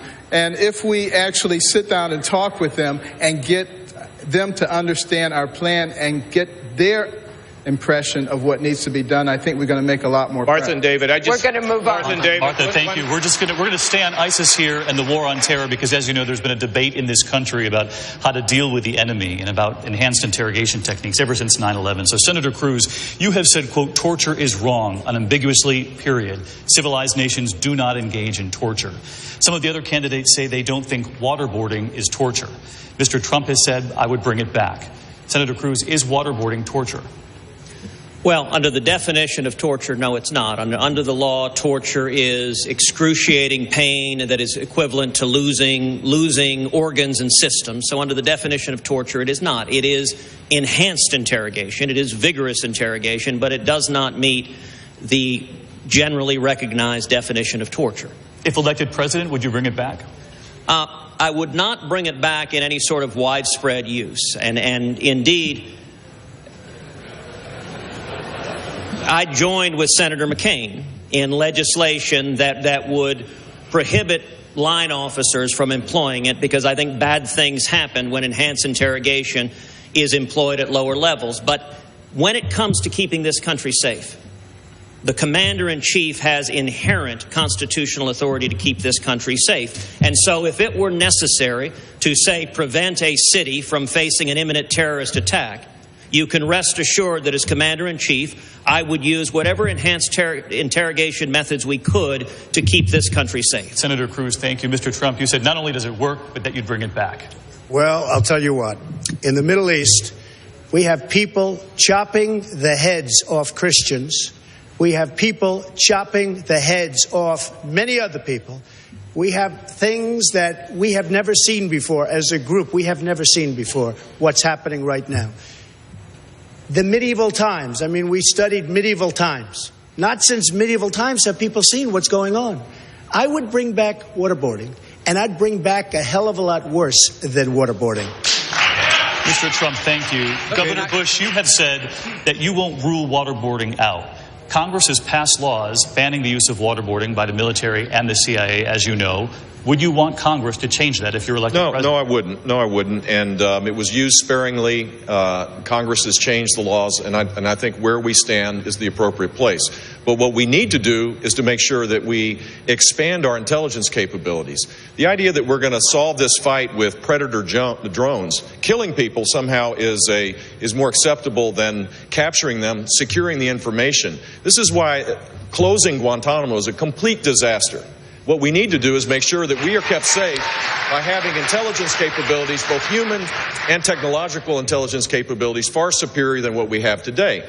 That's how you get a more safe place, is by making sure that we're fully engaged. And right now, this administration doesn't do that. Governor Bush, thank you. Senator Rubio, I do want to ask you, you have said that you do not want to telegraph to the enemy what you would do as commander-in-chief. But for the American people watching tonight who want to know where the next president will stand, do you believe waterboarding is torture? Well, when people talk about interrogating terrorists, they're acting like this is some sort of law enforcement function. Law enforcement is about gathering evidence to take someone to trial and convict them. Anti-terrorism is about finding out information to prevent a future attack. So the same tactics do not apply. And it is true, we should not be discussing in a widespread way the exact tactics that we're going to use, because it allows terrorists and others to practice how to evade us. But here's the bigger problem with all this. We're not interrogating anybody right now. Guantanamo is being emptied by this president. We should be putting people into Guantanamo, not emptying it out. And we shouldn't be releasing these killers who are rejoining the battlefield against the United States. Senator Rubio, thank you. We want to turn now to the topic of executive orders. And for that, we're going to turn back to Mary Catherine Ham. Mary Catherine? Thanks, David. Senator Cruz, on the campaign trail, you've promised voters a lot and fast.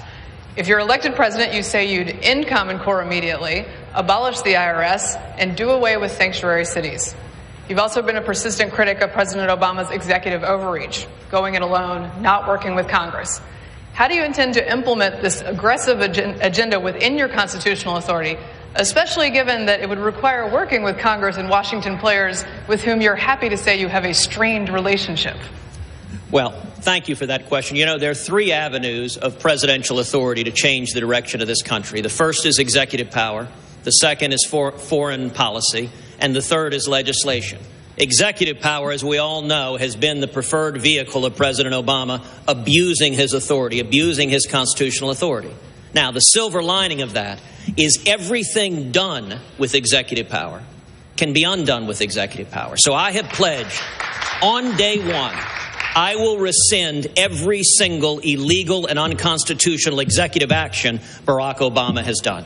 That means on day one, his efforts to restrict the Second Amendment go away with a strike of a pen. That means on day one, his illegal executive amnesty goes away with a strike of a pen.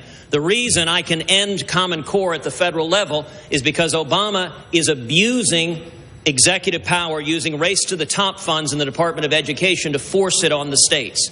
That's one avenue. The second avenue of change is foreign policy. And foreign policy can change the fastest. It's worth remembering that Iran released our hostages the day Reagan was sworn in. And then the third is legislation, and that can only be done with the people behind you, which is why the two big legislative initiatives I'm campaigning on are repealing Obamacare and adopting a simple flat tax to abolish the IRS.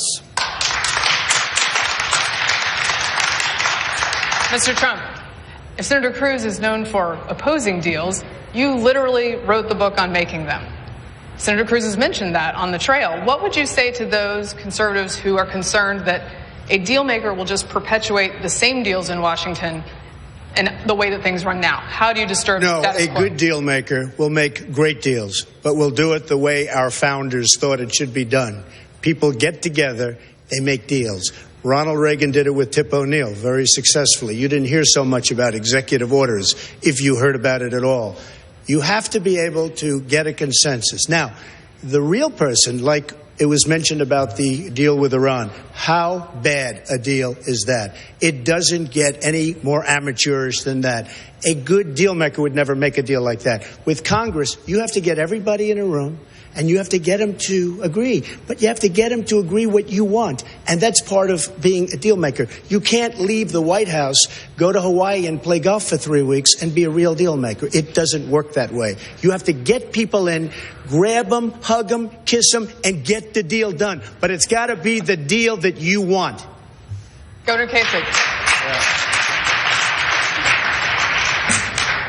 Is the problem with Washington that there are too many deals or too few?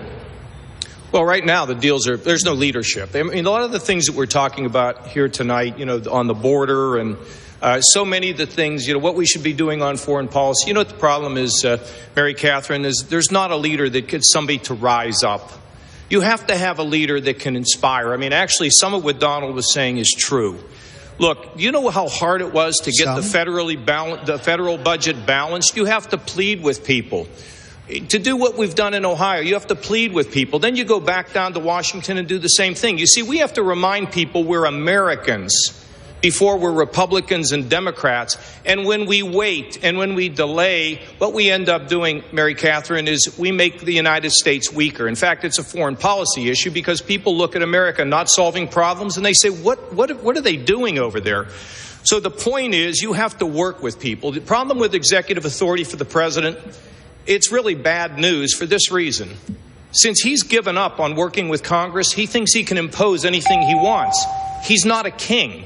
He's a president. An executive order should be used, frankly, in consolidation and with consulting with the leadership in the Congress. I've done it in Ohio. I consult. I can use executive orders, but I don't trump the legislature because if you do, you aggravate them, you anger them, and then the long-term prospects get bleak. We have to solve problems in America by coming together, Republicans and Democrats, Americans first, party and ideology second, in the second back seat of this country. That's what we need to do.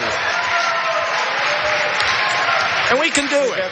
And we can do it. This is an important subject. I agree with everything that's been said here about repealing unconstitutional rules and rules that are creating real burdens for investing that creates jobs. But we also ought to get back to being a 10th Amendment country as well, a country that respects the states to be able to make more decisions. And in the Bush administration, we would shift transportation dollars back to the states. I trust Kasich and Christie to build the roads and the infrastructure of their states than Washington, D.C. EPA delegated authority back to the states. Education dollars back to the states. I would like to see reform take place all across the country where there's more vouchers, more freedom. If we did that, we would shrink government's power in Washington, D.C., and we would have a much more effective government where people would begin to trust our government again, because now no one believes it works. Mary Catherine, I'll just say this to you. You must have an agenda that you are ready to move on in the first 100 days. Jeb is right. If you delay and you wait, the Washington operators will take you down.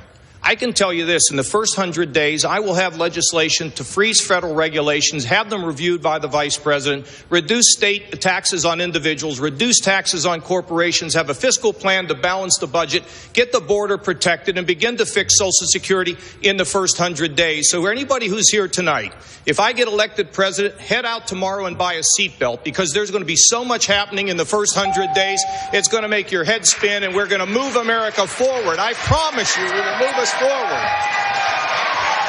He mentioned me. He mentioned me. One other thing that I think we ought to do, well, along with repealing Obamacare, we need to shift all this power of health care, which is the most egregious form of federal power that is suppressing wages and income, and allow governors to have the Medicaid plans so that they can create 21st century Medicaid insurance for people that are stuck in poverty. There's so much that could be done, but I don't trust Washington to do it. I trust the state capitals to be the place, to be the source of innovation and reform in this country. Thank you, Governor. Martha and David, back to you. Mary Catherine, thank you. We want to turn to something the governor of New Hampshire said. Jeb mentioned me. It's time for me to go again.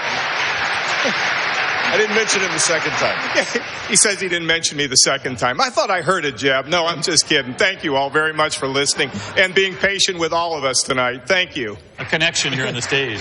We're going to move on to what the governor of New Hampshire said just this week, and that is that heroin overdose is now the second leading cause of death in this state. You don't need me to tell you that. But there's another number. 48% of the people here in this state know someone who has abused heroin. Josh, who covers this for WMUR, has the next question. You're all aware, candidates, that this is a major problem here in New Hampshire. It's a very deadly problem as well. Last month, New Hampshire Senators Kelly Ayotte, Republican, and Jeanne Shaheen, Democrat, they went down to Washington along with the police chief of the state's largest city to testify before the Judiciary Committee in D.C. Senator Cruz, you're a member of that committee. Your campaign schedule didn't allow you to attend this. Even so, the police chief called your absence outrageous, given the severity of the problem. Last week, though, you told a personal story of a close family member struggle with addiction. What can you say to law enforcement right now to convince them that you understand the severity of this problem and you're not just saying what people want to hear days before the primary? Well, Josh, as you noted, this is a problem that, for me, I understand firsthand. My older sister, Miriam, who was my half-sister, struggled her whole life with drug and alcohol addiction.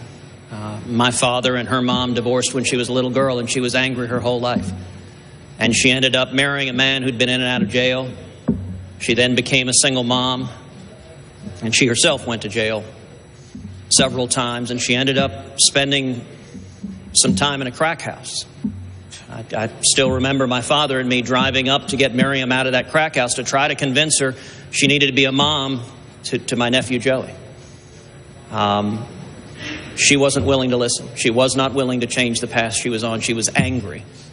I had just gotten my first job coming out of law school. I took a $20,000 loan on a credit card to put my nephew Joey in Valley Forge Military Academy. He was in 6th grade at the time, to pay his way through that. And about 5-6 years ago, Miriam died of an overdose. The coroner ruled it accidental. We don't know. She went to sleep one night, had taken too many pills, and Joey walked in and found her dead. This is an absolute epidemic. We need leadership to solve it. Solving it has to occur at the state and local level with programs like AA and counseling and churches and charities, but it also has to occur securing the borders, because you've got Mexican cartels that are smuggling vast amounts of heroin into this country. We know how to secure the borders. What is missing is the political will to do it. And as president, I will secure the border. We will end this deluge of drugs that is flowing over our southern border and that is killing Americans across this country. Governor Christie, you've talked a lot about this issue here in New Hampshire, state reforms, criminal justice reforms, access to treatment. To Senator Cruz's point, let's take it a step further. Would you be willing to engage in cross-border enforcement into Mexico, the place where law enforcement here in New Hampshire has traced a lot of this supply back to? Would you engage in cross-border enforcement without the cooperation of the Mexican government? Of course I would. As a former United States attorney who spent 7 years of my life fighting this on the streets of my state, I would do that. But we need to do more. And let me tell you what we've done in New Jersey, Josh. We're working with the folks in New Hampshire in their legislature right now to show them how we're helping to solve this problem in New Jersey. Not just for this campaign. 3 years ago, I proposed a law that we signed into effect, which said that anyone who is a nonviolent, non-dealing, first-time drug offender no longer goes to prison in New Jersey. They go to mandatory inpatient drug treatment. What's happened is crime has gone down 20% in those 3 years. The prison population has gone down 10%. We've now closed the state prison, and we're turning into a drug rehabilitation facility so people can get the tools they need. Listen, everyone out there knows this in New Hampshire. This is a disease. It's not a moral failing. It's a disease, and we need to give people the treatment they need. And let me tell you why. Because I'm pro-life. And I'm pro-life not just for the 9 months in the womb. I'm pro-life for when they get out, and it's a lot more complicated. 16-year-old heroin-addicted drug girl on the floor of the county lockup. I'm pro-life for her life. The 42-year-old lawyer who's taking OxyContin and can't get out of bed and support his family. I'm pro-life for his life. Every one of those lives is an individual gift from God. And the last thing is this. These efforts we've taken over the last 3 years, 2015 in New Jersey, for the first time in 4 years, drug overdose deaths have gone down, not up. I'll bring the same solutions to the country.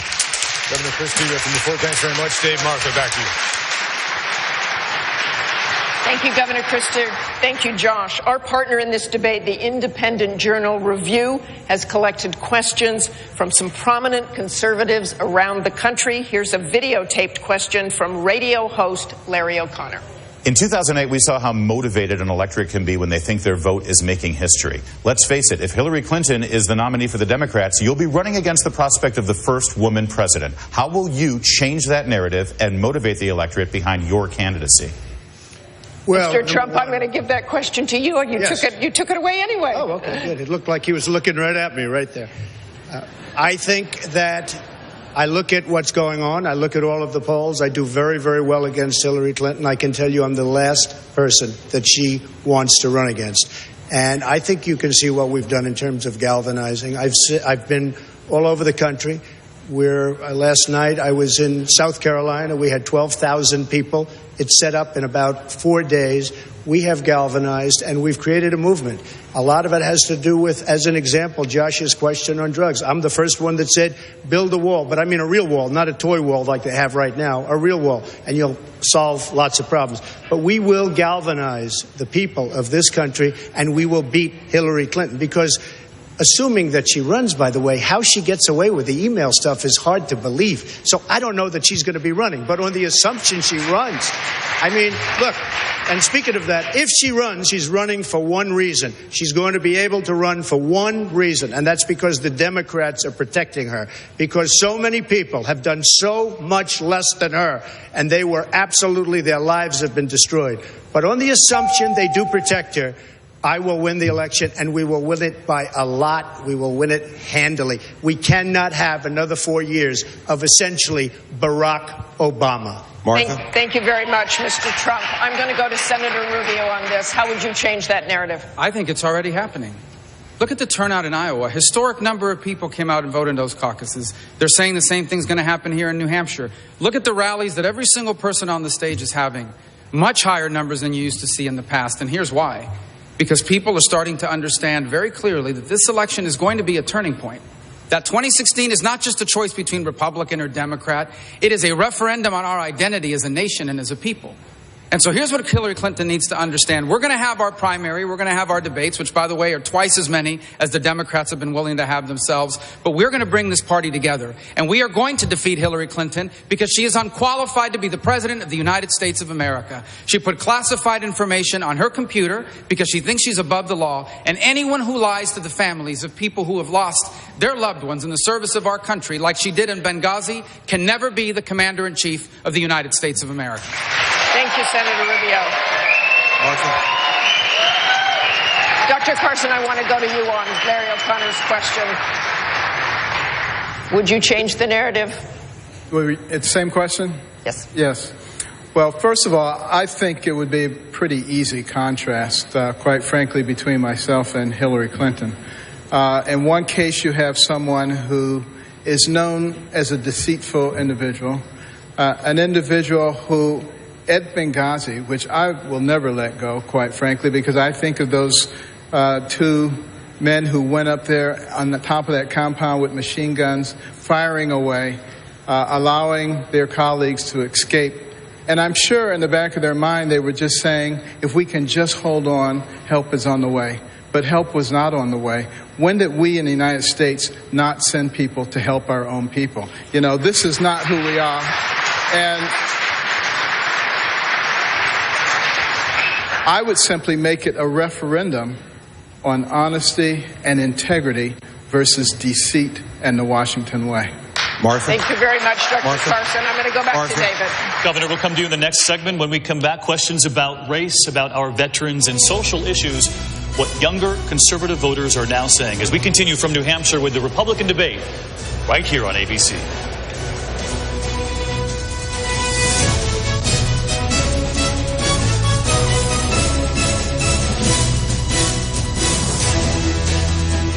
ABC News live coverage of the New Hampshire Republican debate will continue in a moment.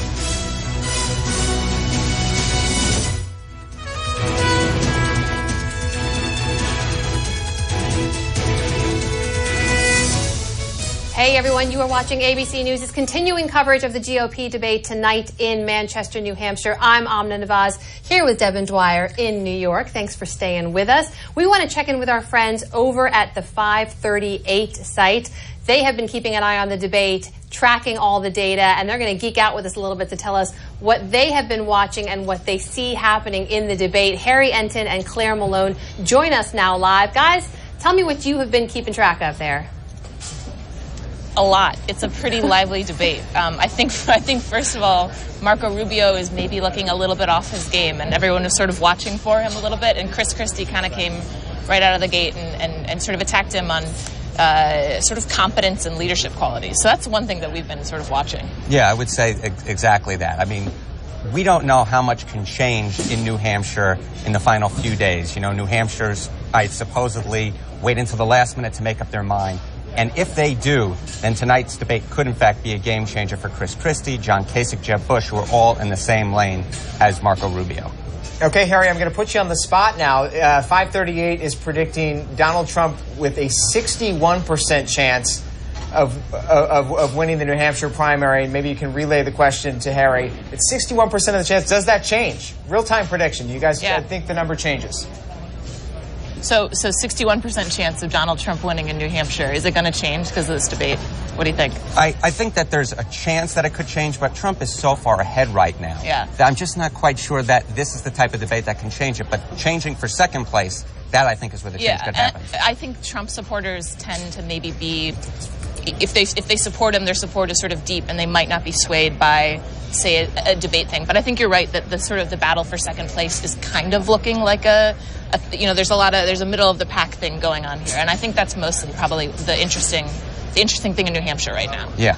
Yeah. I would agree with that. Yeah. So a lot of folks have been talking to you guys about the governors, about Kasich and Bush and Christie. Who to you so far has stood out tonight and stands a chance to break into the top of the pack?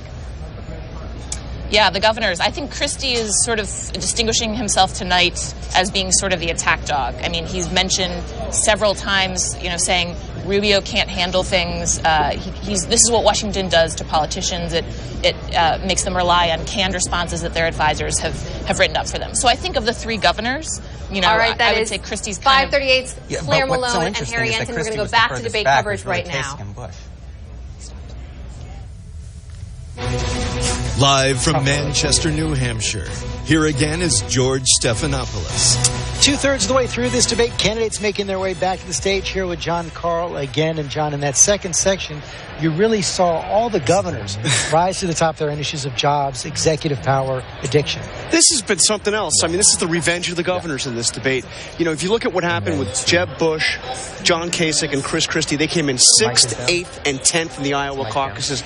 They were the also-rans. In this debate, I think all three of them have put in their best debate performances of the campaign. And you really saw John Kasich, who's probably doing the best in most of the polls right now, really trying to strike himself out as the most positive candidate up there on the stage. He's the one that's trying to get the independence that can be so important here in New Hampshire, and he's presenting this optimistic vision of we're angry, but we're kind of angry about the anger. We want to get beyond the partisan divide. And ironically, the better they do, maybe the better Donald Trump does. Yeah, and Trump has had, this has been a great debate for Donald Trump because nobody's going after him. I mean, Jeb Bush went after him a bit on eminent domain, but Donald Trump's been able to kind of rise above and watch everybody pummel the guy that might be, at least before today, we thought the toughest challenger to him, Marco Rubio. Okay, one more section to go. We'll be right back.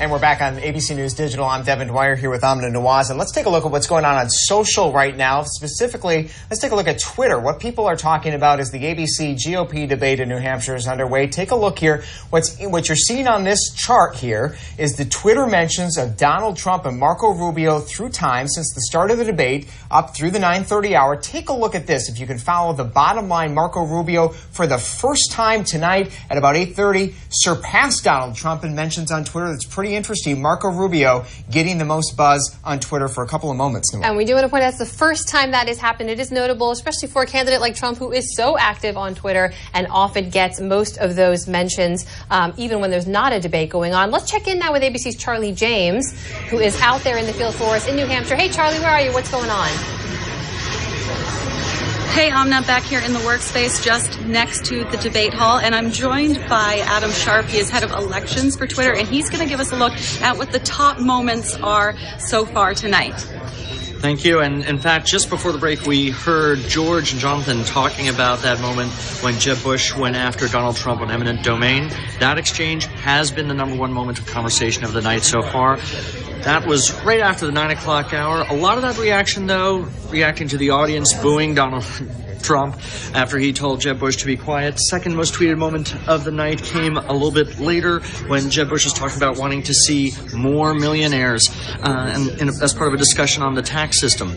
Marco Rubio's biggest discussion moment of the night was our third biggest moment. That came early in the night. Chris Christie going after him on his experience, teasing him a bit for staying on message. Rubio finished so a lot of big moments here so far, and we still have a lot more debate to go. Amna? That's right. That's ABC's Charlie James in the field. Remember to use the hashtag GOP debate. Stay with us here for continuing coverage. Back to the GOP debate now in New Hampshire. Live from St. Anselm College in New Hampshire, here again are David Muir and Martha Raddatz. Welcome back to New Hampshire, ABC News coverage of the Republican debate, and it's great to have you back at the podiums, and we want to turn to race in America and Mr. Trump. There are many who argue cell phones and smartphones are just now exposing what's been happening in this country for years, cases of excessive force against minorities. As you know, Mr. Trump, on the other side, the FBI director recently said there's a chill wind blowing through law enforcement because of increased scrutiny. You have said police are the most mistreated people in America. As president, how do you bridge the divide? Well, there is a divide, but I have to say that the police are absolutely mistreated and misunderstood. And if there is an incident, whether it's a incident done purposely, which is a horror, and you should really take very strong action, or if it's a mistake, it's on your newscasts all night, all week, all month, and it never ends. The police in this country have done an unbelievable job of keeping law and order. And they're afraid for their jobs. They're afraid of the mistreatment they get. And I'm telling you that not only me speaking, minorities all over the country, they respect the police of this country, and we have to give them more respect. They can't act. They can't act. They're afraid for losing their pension, their job. They don't know what to do. And I deal with them all the time. We have to give great respect, far greater than we are right now, to our really fantastic police. Great. Mr. Trump, I did ask about bridging the divide, though, as president. So what would you say to the American families who say, we have lived through this, we have seen excessive force? What would you say to those? Well, they do. And, you know, they sue. Everybody sues, right? They see excessive. I mean, they go out, they sue. We have so much litigation. I see the courts. I see what they're doing. They sue. And you know what? We don't want excessive force. But at what point? You know, either you're going to have a police force that can do its job. I was just up in Manchester. I met with the police officers yesterday. Tremendous people. They love the area. They love the people. They love all the people. They want to do their job. And you're going to have abuse, and you're going to have problems, and you got to solve the problems, and you have to weed out the problems. But the police in this country are absolutely amazing people. Mr. Trump, thank you. I do want to ask... I wanted to say, look, there can be a win-win here. I have formed a collaborative between police and community leaders because people have to respect law enforcement.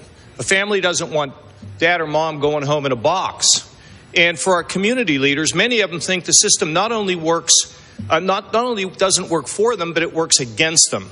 And I created a big collaborative in Ohio made up of law enforcement, community leaders, the head of my public safety, and a former Democrat, liberal State Senator Nina Turner run it.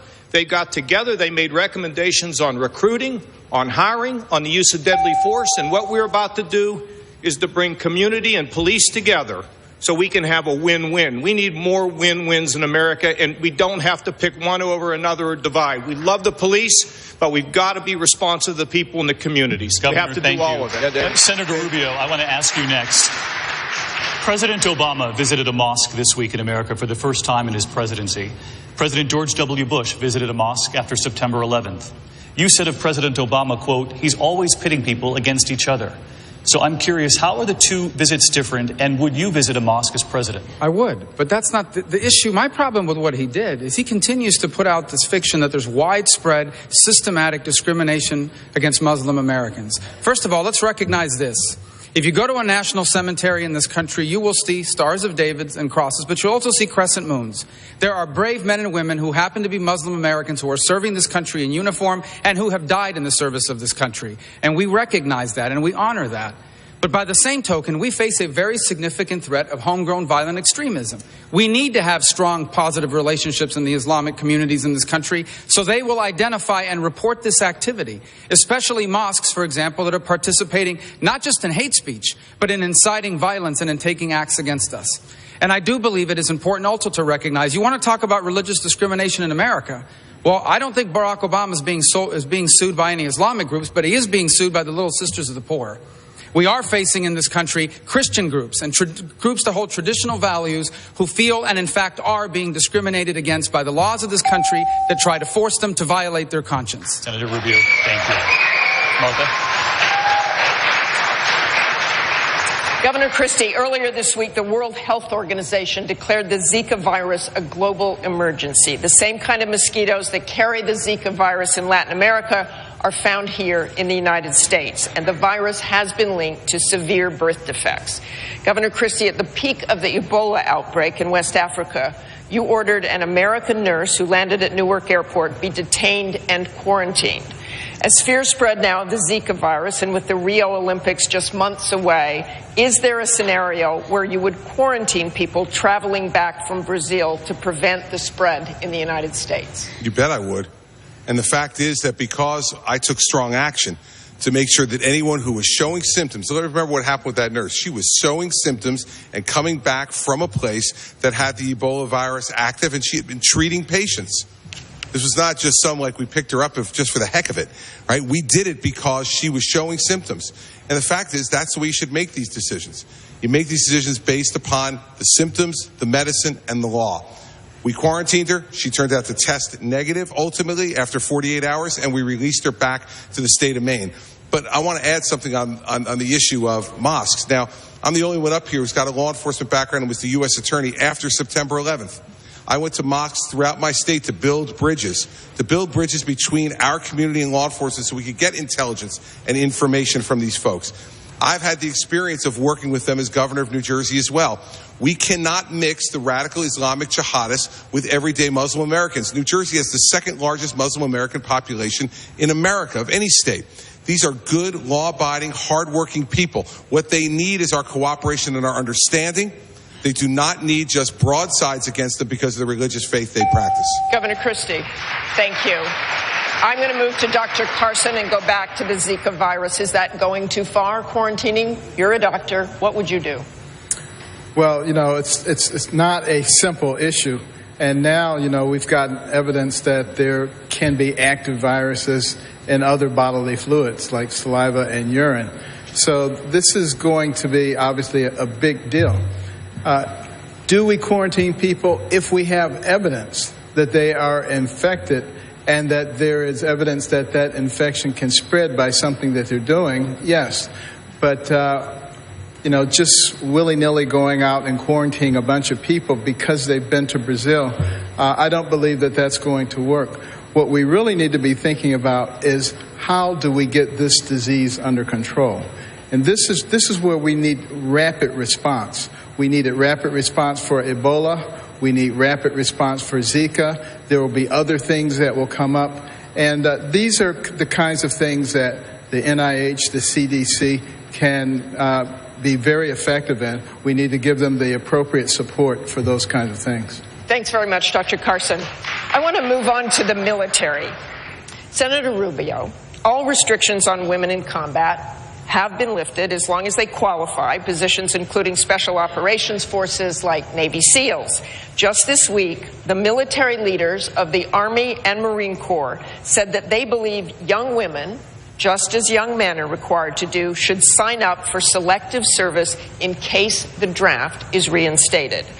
Many of you have young daughters. Senator Rubio, should young women be required to sign up for selective service in case of a national emergency? Well, first, let me say there are already women today serving in roles that are like combat, that in fact whose lives are in very serious danger. And so I have no problem whatsoever with people of either gender serving in combat, so long as the minimum requirements necessary to do the job are not compromised.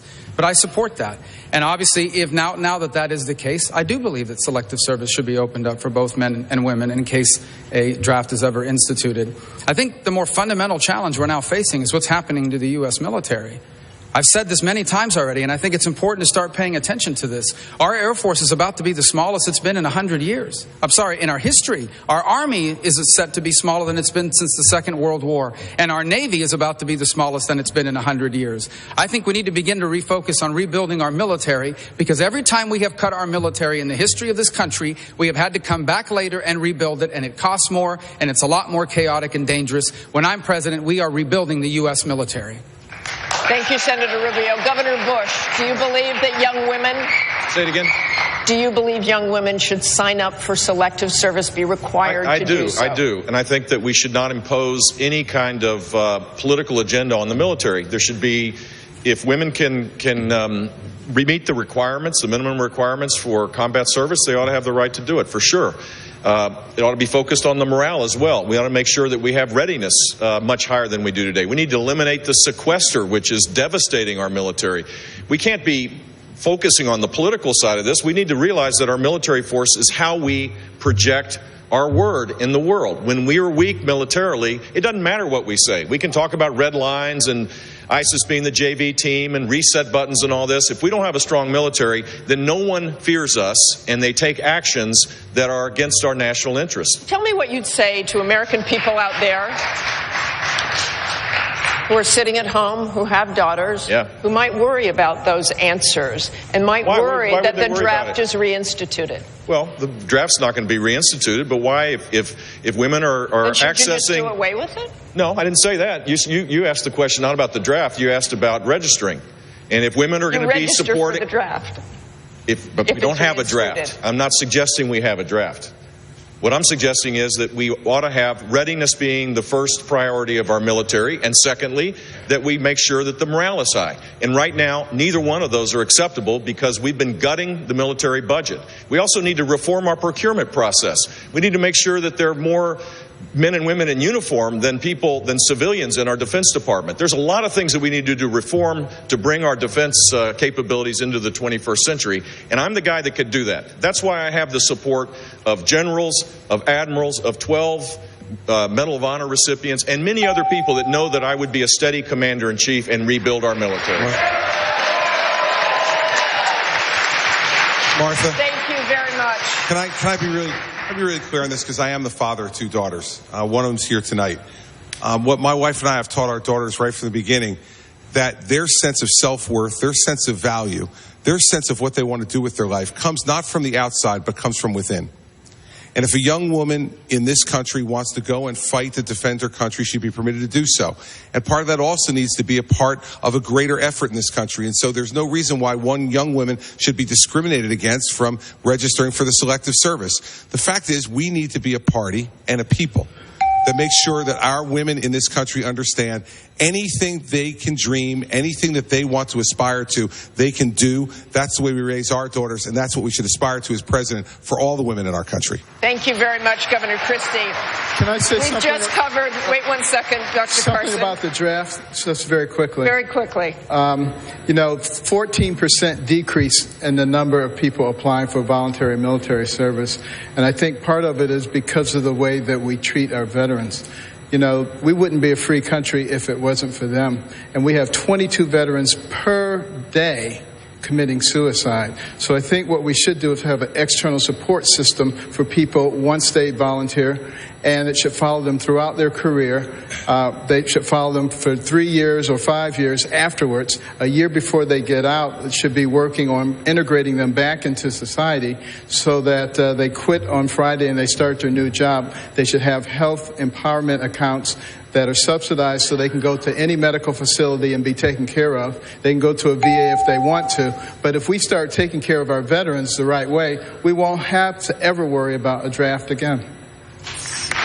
Thank you very much for bringing up that subject, Dr. Carson, of our veterans. And for another question about our veterans, we go back to Josh McKelvin from WMUR. Josh. Thank you, Martha.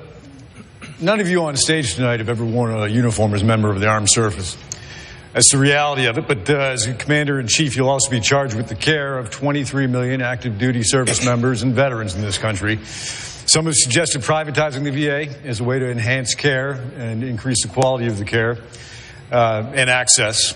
Others say that veterans should carry ID cards that will allow them access to any hospital or healthcare provider.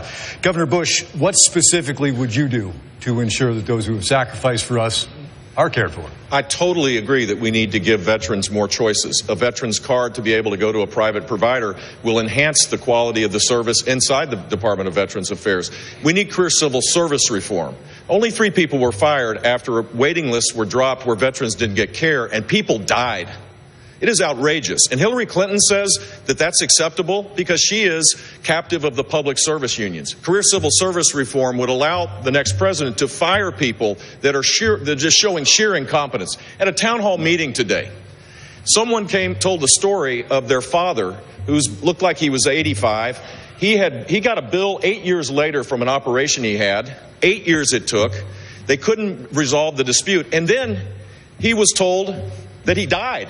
Literally, the Veterans Administration sent a death certificate to this guy, and it took 9 months to clarify the guy. I met him, and he's voting for me, and he is likely to be alive.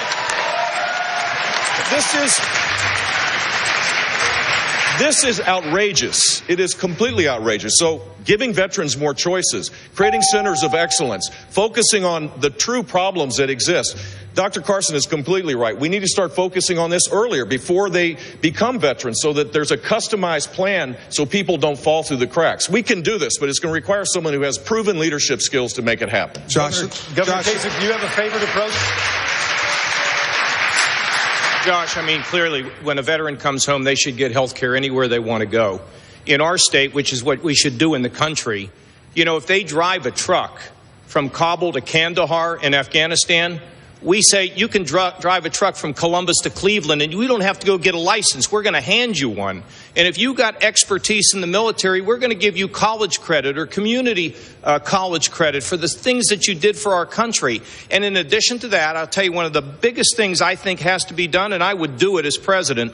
The Pentagon has got to work with the returning soldier, sailor, along with the family, and they're the most valuable employees in the country. I call them golden employees. Everybody wants to hire a veteran, but there is a disconnect between the job openings and the veteran when the veteran comes back. The veteran is a leader, the veteran is strong, the veteran is drug-free. There should be no unemployment among veterans, and if the Pentagon will work with the veteran services agencies all across this country, Josh, we can get people jobs, and we can get them jobs quickly, get them their health care, get them their college education. Let's lift them. They're the greatest people defending the United States of America, and we need to take care of them, and we will. We will.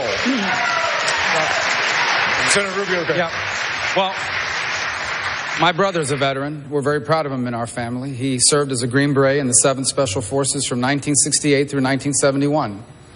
And as part of his training, he jumped out of an airplane and he lost his 2 front teeth. And for years, he's had to go to get these dental claims. And every time he goes to get one of these dental claims filled, the VA asks him, well, how do we know you lost your teeth in the Army? And he says, well, it's the only time I ever jumped out of a plane. But he's had to fight through this process, and I've watched it firsthand. That's why I'm proud that I worked in a bipartisan way. We passed the VA accountability bill that for the first time allows us to fire, allows the VA secretary to fire someone who's not doing a good job, who's a senior executive. And the governor's right. They've only fired 3 people up to now. More people will be fired if I'm president. But the portability part of it is incredibly important. Veterans should be able to take their VA benefits to any hospital or any doctor they want to go to. When I am President of the United States, veterans will be able to take their benefits to any hospital or any doctor that they choose. Senator Rubio, thanks very much. We've got to move forward now. David, Martha, back to you. Josh, thank you. I want to turn to a family that New Hampshire voters know quite well. And Senator Cruz, the issue of hostages has been a very real and painful one here in this state. As we all know, James Foley was killed. His mother, Diana, said our government should be willing to negotiate, arguing that families should also be allowed to raise money for ransom. What would you say to Diane Foley tonight? Should families be allowed to raise money for ransom for their loved ones? Well, look, I recognize it is an agonizing experience when anyone is facing a loved member who's been kidnapped. But at the same time, putting in place legal regimes that encourage the payment of ransom has the effect of putting a bounty on other Americans. There is a reason it has been longstanding U.S. policy that we don't negotiate with terrorists, we don't pay ransoms. If you look at what President Obama has done over and over again, whether it was the James Bergdahl deal, which was absolutely shameful, releasing 5 senior Taliban terrorists to bring Bergdahl back, or whether it was this recent deal with Iran, where again, up to 21 terrorists or potential terrorists were released or not prosecuted in order to bring back 4 Americans. What that does is it effectively puts a bounty on American servicemen and women serving abroad, on American tourists traveling abroad. And the proper approach is a president and commander-in-chief that defends this country and that goes after the terrorists rather than showing them weakness and encouraging them to target more Americans. Senator Cruz, thank you. Mr. Trump, what would you say to Diane Foley? Should families be allowed to raise money for ransom? Well, I know Diane Foley very well. Her husband, and these are tremendous people. I spoke for them. I've raised a lot of money for the foundation. I fully understand James, that was really the first that we saw really visually so horrible. And I will tell you, though, with all of that being said, you cannot negotiate this way with terrorists. If you do, you're going to have many, many more James Foleys. James Foley was a great young man. His parents are incredible people. They've done such a good job since his death. But you just cannot negotiate that way with terrorists, or you're going to have so many other James Foleys. And just one thing on the vets. During the last debate, I raised $6 million for the vets. And I will tell you something. I will tell you that I think nobody on the stage gets along with the veterans groups in New Hampshire better than I do, with Al Baldessaro and all of the people that I deal with. And these are great people. The one thing that we're not mentioning, there's tremendous fraud, waste, and abuse in the Veterans Administration. And if I'm running things, that's going to disappear, and it's going to disappear quickly. Mr. Trump, thank you. We want to turn now to social issues and young voters, and for the question from Mary Catherine. Thanks, David. Senator Rubio, one of the lazier pieces of political conventional wisdom is that so-called social issues are hurting Republicans with young people. But on the 2 most prominent social issues, polling with millennials actually moves in different directions. On one hand, it's clear young people across the political spectrum increasingly favor same-sex marriage. However, young voters have not moved to the left on abortion. In fact, large numbers of them favor at least some modest restrictions that conservatives have supported. How do you speak to millennials on both these issues while Democrats will inevitably charge intolerance and extremism? Well, first of all, I don't believe that believing in traditional marriage the way I do makes you a bigot or a hater. It means that you believe that this institution that's been around for millennia is an important cornerstone of our society. I respect people that believe differently, but I believe deeply that marriage should be between one man and one woman. On the issue of life, to me, the issue of life is not a political issue. It's a human rights issue, and it's a difficult issue because it puts in conflict 2 competing rights. On the one hand is the right of a woman to choose what to do with her body, which is a real right. And on the other hand is the right of an unborn human child to live. And they're in conflict. And as a policymaker, I must choose which one of these 2 sides takes precedence. And I've chosen to err on the side of life. Here's what I find outrageous. There has been 5 Democratic debates. The media has not asked them a single question on abortion. And on abortion, the Democrats are extremists. Why doesn't the media ask Hillary Clinton why she believes that all abortion should be legal, even on the due date of that unborn child? Why don't they ask Hillary Clinton why she believes that partial birth abortion, which is a gruesome procedure that has been outlawed in this country, she thinks that's a fundamental right. They are the extremists when it comes to the issue of abortion, and I can't wait to expose them in a general election.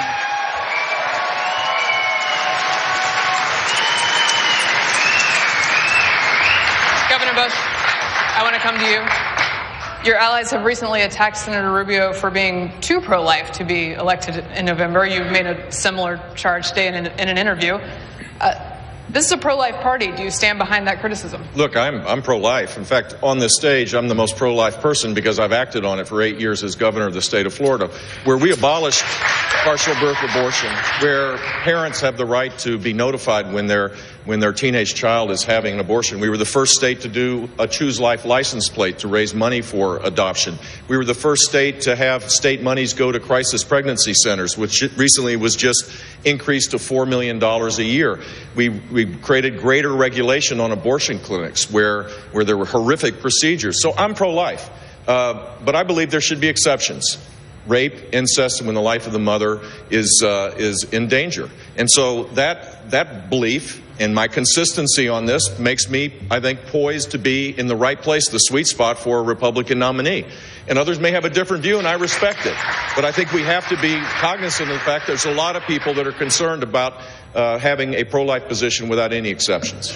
If I may respond, I do support an exception for the life of the mother because I'm pro-life.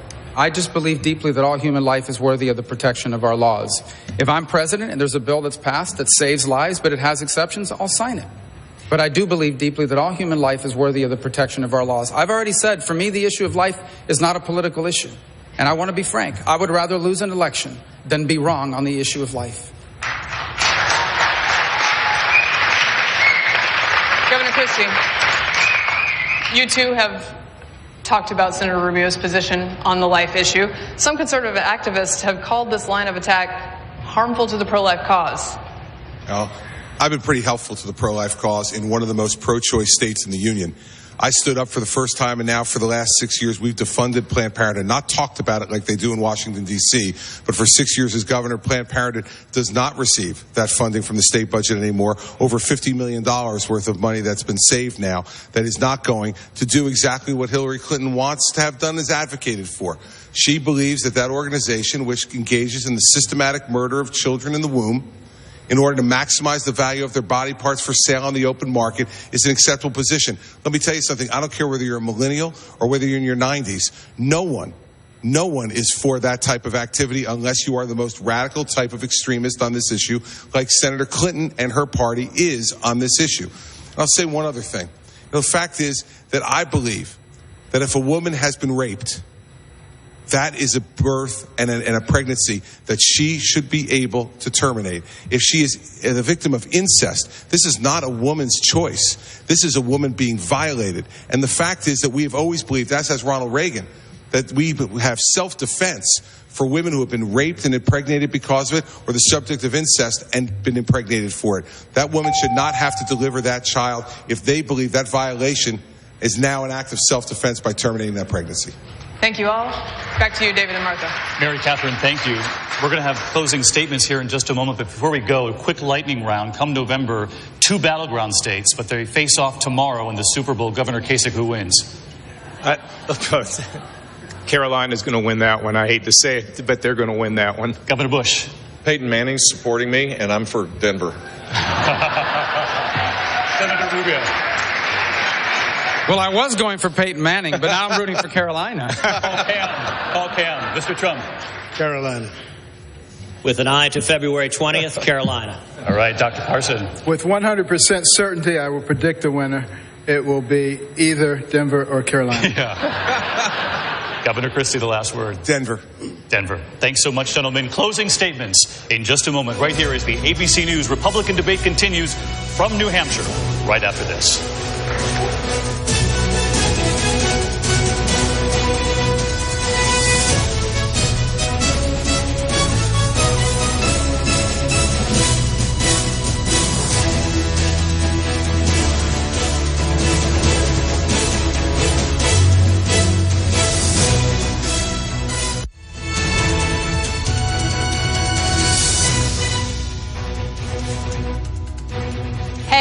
everybody. You are watching ABC's continuing coverage of the GOP debate tonight in New Hampshire. I am Amna Nawaz here with Devin Dwyer in New York. We're going to check in with our friend Josh Haskell, who is live at a watch party at St. Anselm College, the site of tonight's GOP debate. Josh, what has been the read in the room as people are watching? A lot of heated exchanges, some applause lines, some boos. What's happening there? Similar to what our John Carl said, Amna, that it's really been all about the governors. And, of course, those three governors on the stage, Kasich, Christie, and Bush, they all are very popular in New Hampshire, and they've been sort of towards that kind of middle of the pack, very important state for them. I heard a lot of talk about Christie tonight, a lot of people excited by what he could bring to the race. I want to bring in some students that I'm sitting here with. Who's really standing out to you? Out of the governor, to me, it'd be definitely Governor Kasich, for sure. And what about his positions and his stance so far had you applauding? I think mostly would be the job growth he talked about in Ohio and how he would be able to bring that to the whole United States government. And there was also an interesting moment when Chris Christie actually complimented John Kasich on the job. That was great. That was great? Yeah, and I think the governors definitely can work together. They seem to have extreme respect for each other, which is great among the party, I think. And obviously kind of also a tough night for Marco Rubio, who's a senator, who's not a governor. Brad Milkey trying to rain on my parade. Brad, we're live right now. Hey, Brad. This is the most meta thing. This is pretty meta. Josh and Brad in the same stream.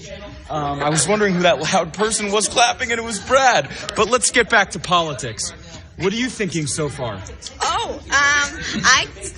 think Chris Christie's a really good candidate for it. I really liked his take on drugs and his policy on how to reimburse the people into the society and not put them right in prison. And that's a huge issue here in New Hampshire. So you think Christie, out of all of them, has really impressed you? Yeah, definitely. Yeah, the most. All right, great. Well, thank you so much. I'll send it back to you, Amna and Devin, live here in Manchester. All right, the terrific Josh Haskell there at St. Anselm's University with a great crowd. And you saw a cameo there from Brad Milkey, our New Hampshire guy for ABC News. He's camped out up there. You can follow him on the abcnews.com Facebook page.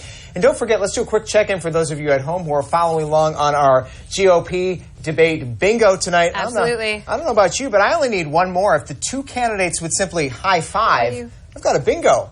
Maybe someone out there can do something about that for you. I do not like losing, so keep checking back in with us here. We're going to see if I can catch up, play along at home. Don't forget to use the hashtag GOP debate when you are talking about the conversation tonight. Tweet at us and let us know what you want to see covered and what you think of what you've seen so far. I'm Amna Nawaz here with Devin Dwyer in New York. We're going back to New Hampshire now, network coverage of the debate. There you see it, the top issues on Facebook tonight: immigration, ISIS, the economy, healthcare, size of government. I'm here with John Carl right there. We also saw the candidates talked about most: Donald Trump, Marco Rubio, Ted Cruz, Jeb Bush, Chris Christie. Not surprising when you look at those issues. Those are the issues that have been animating this Republican primary election all the way through. Yeah, look at that right there on the top. The number one issue discussed on social media, immigration. And we've seen debates where immigration dominated more than it has in this debate. But even so, that is the issue that is resonating with this Republican electorate. Not surprising, the first issue that Donald Trump talked about right out of the box tonight as well. He is also the most searched candidate tonight in every state except New Hampshire, where more people are searching for Marco Rubio right now. Marco Rubio, and what are they searching for Marco Rubio? It's interesting that none of those issues also pertain to what was Rubio's tough start in this. The whole question of Barack Obama, and does Barack Obama know what he's doing? That would, didn't seem to be one of the top issues. And the question his supporters would say is, the voters love to see him bashing, Republican voters love to see him bashing the President of the United States. And he sure did that over and over and over again in this debate. He did. Closing statements coming up. We'll be right back. ABC News live coverage of the New Hampshire Republican debate will continue in a moment.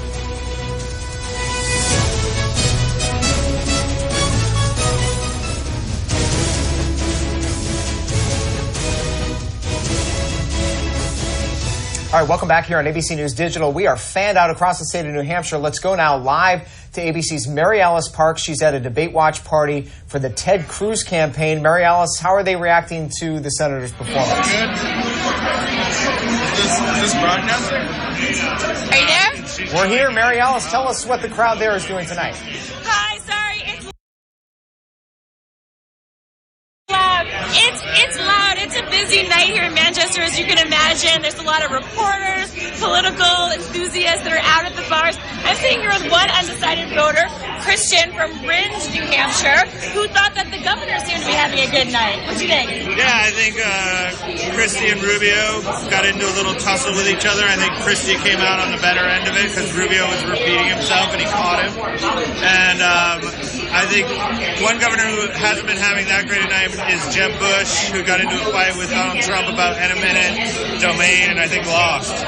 So, you know, everyone's having fun. It's a really active night. People are counting down the days, counting down the hours till the primary here. It's definitely lively. All right, that is ABC's Mary Alice Parks live for us at a Ted Cruz watch party there in New Hampshire. We told you we've got you covered across the state. Stay with us here for continuing coverage. We're going to dip back into network coverage in a moment, but do stay with us. Even post-debate, closing statements are coming up soon. We will be here live to continue the analysis and a look back at some of the top moments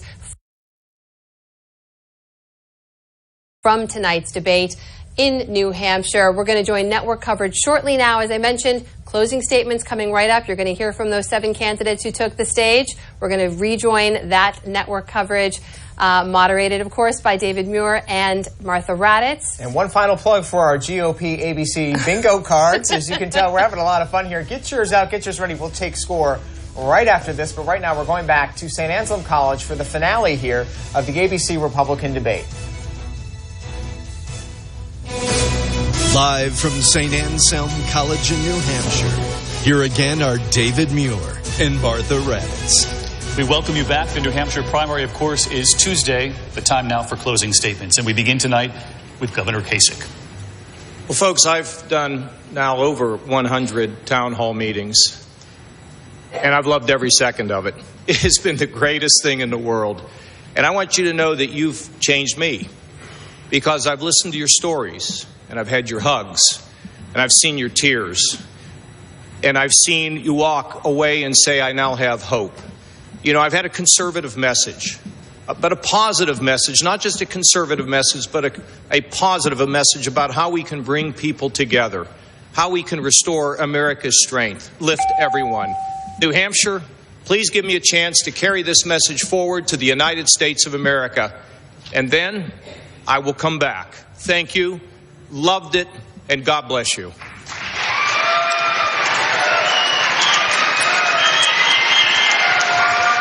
Governor Christie. Thank you. I've spent the last 13 years of my life focused on one thing: serving the people who have given me the opportunity to serve them. Not about politics, not about partisanship, but about putting the people of my state and our country first. I'm proud to have stood on the front lines of fighting the war on terrorism after September 11th. I'm proud to have rebuilt my state after Hurricane Sandy. And I'm incredibly proud to be on this stage tonight with these men asking for your vote. New Hampshire, I've spent 70 days here with you. You've gotten to know my heart.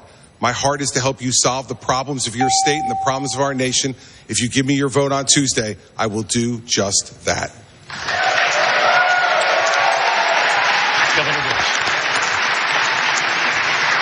I want to thank the people of New Hampshire, and I want to celebrate the birthday of a great president. Ronald Reagan would have been 105 today. And President Reagan believed in the future of our country, believed in its greatness, had a hopeful, optimistic message, drew people towards our cause. We need someone who has a proven record to take our case to the American people, because our philosophy is by far the best one, of limited government, of entrepreneurial capitalism, of peace through strength. I believe I have the skills to take our party to victory in November. I ask for your support on Tuesday to keep America and make America safer, stronger, and freer. Thank you all very much. Dr. Carson. For many months, the political class, pundits, the media have tried to ignore or bury me. They say that politics is too complex and too sleazy. You can't survive. Well, guess what? I'm still here, and I'm not going anyplace either. And I believe there is still a place in our country for faith, integrity, and common sense. Hundreds of thousands of you drafted me to run for president, And I am going to, with the help of God and you, once again place the American people at the pinnacle with the government there to serve it. Thank you, Dr. Carson. Senator Rubio. Thank you. You know, this week I had the great pleasure of having my kids join me on the campaign trail. I hadn't seen them in a while, and it was great to have them alongside me.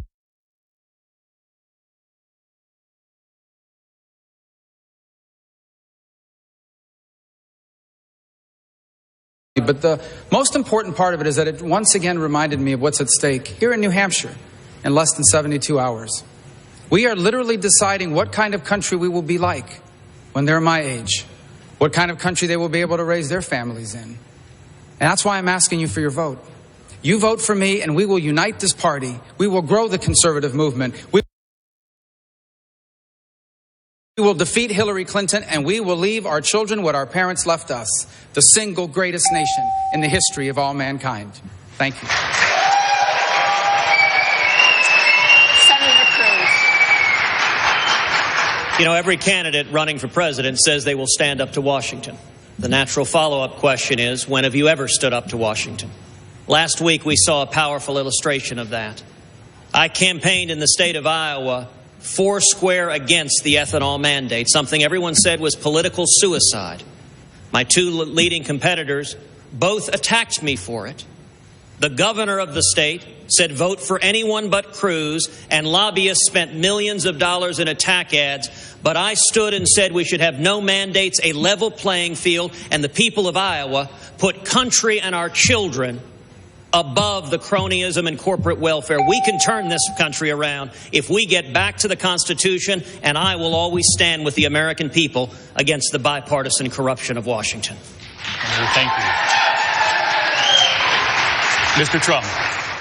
That's because he got Ben Carson's votes, by the way, but we won't say. Our country that we love so much doesn't win anymore. We don't win with the military. We don't win on the border.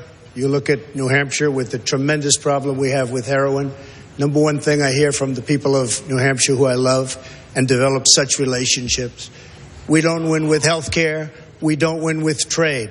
You look at what other countries are doing to us, China, everyone. They're killing us on trade. If I'm elected president, we will win, and we will win, and we will win. Thank you. Thank you very much. Mr. Trump, thank you. Thanks to all the candidates on the stage here tonight. We thank the people of Manchester, New Hampshire for having us for this debate, and to everyone at home. The New Hampshire primary is Tuesday. George Stephanopoulos and the Powerhouse political team standing by. Take it away, George. Thank you, David. Thank you, Martha. And boy, the debate is over. Donald Trump got the first word tonight. He got the last word as well. Says he's going to win. Of course, he is leading in New Hampshire coming into this. I want to go straight to Tom Yamas in the spin room. You've been covering the Trump campaign from the start, covering all the Republican candidates. What are you getting inside that room tonight? From the conversations tonight, George, the headline is, what happened to Senator Marco Rubio? He was so prepared for all. He was repeating himself 2 or 3 times, really, within a course of, a couple of minutes. When he was being accused of repeating himself. I think it damaged him. I do think it. But Matt's right. I mean, the reversal of events. Cruz wins Iowa. Now he did pretty well tonight, I think, but he certainly wasn't dominant here in New Hampshire. Rubio soaring out of Iowa.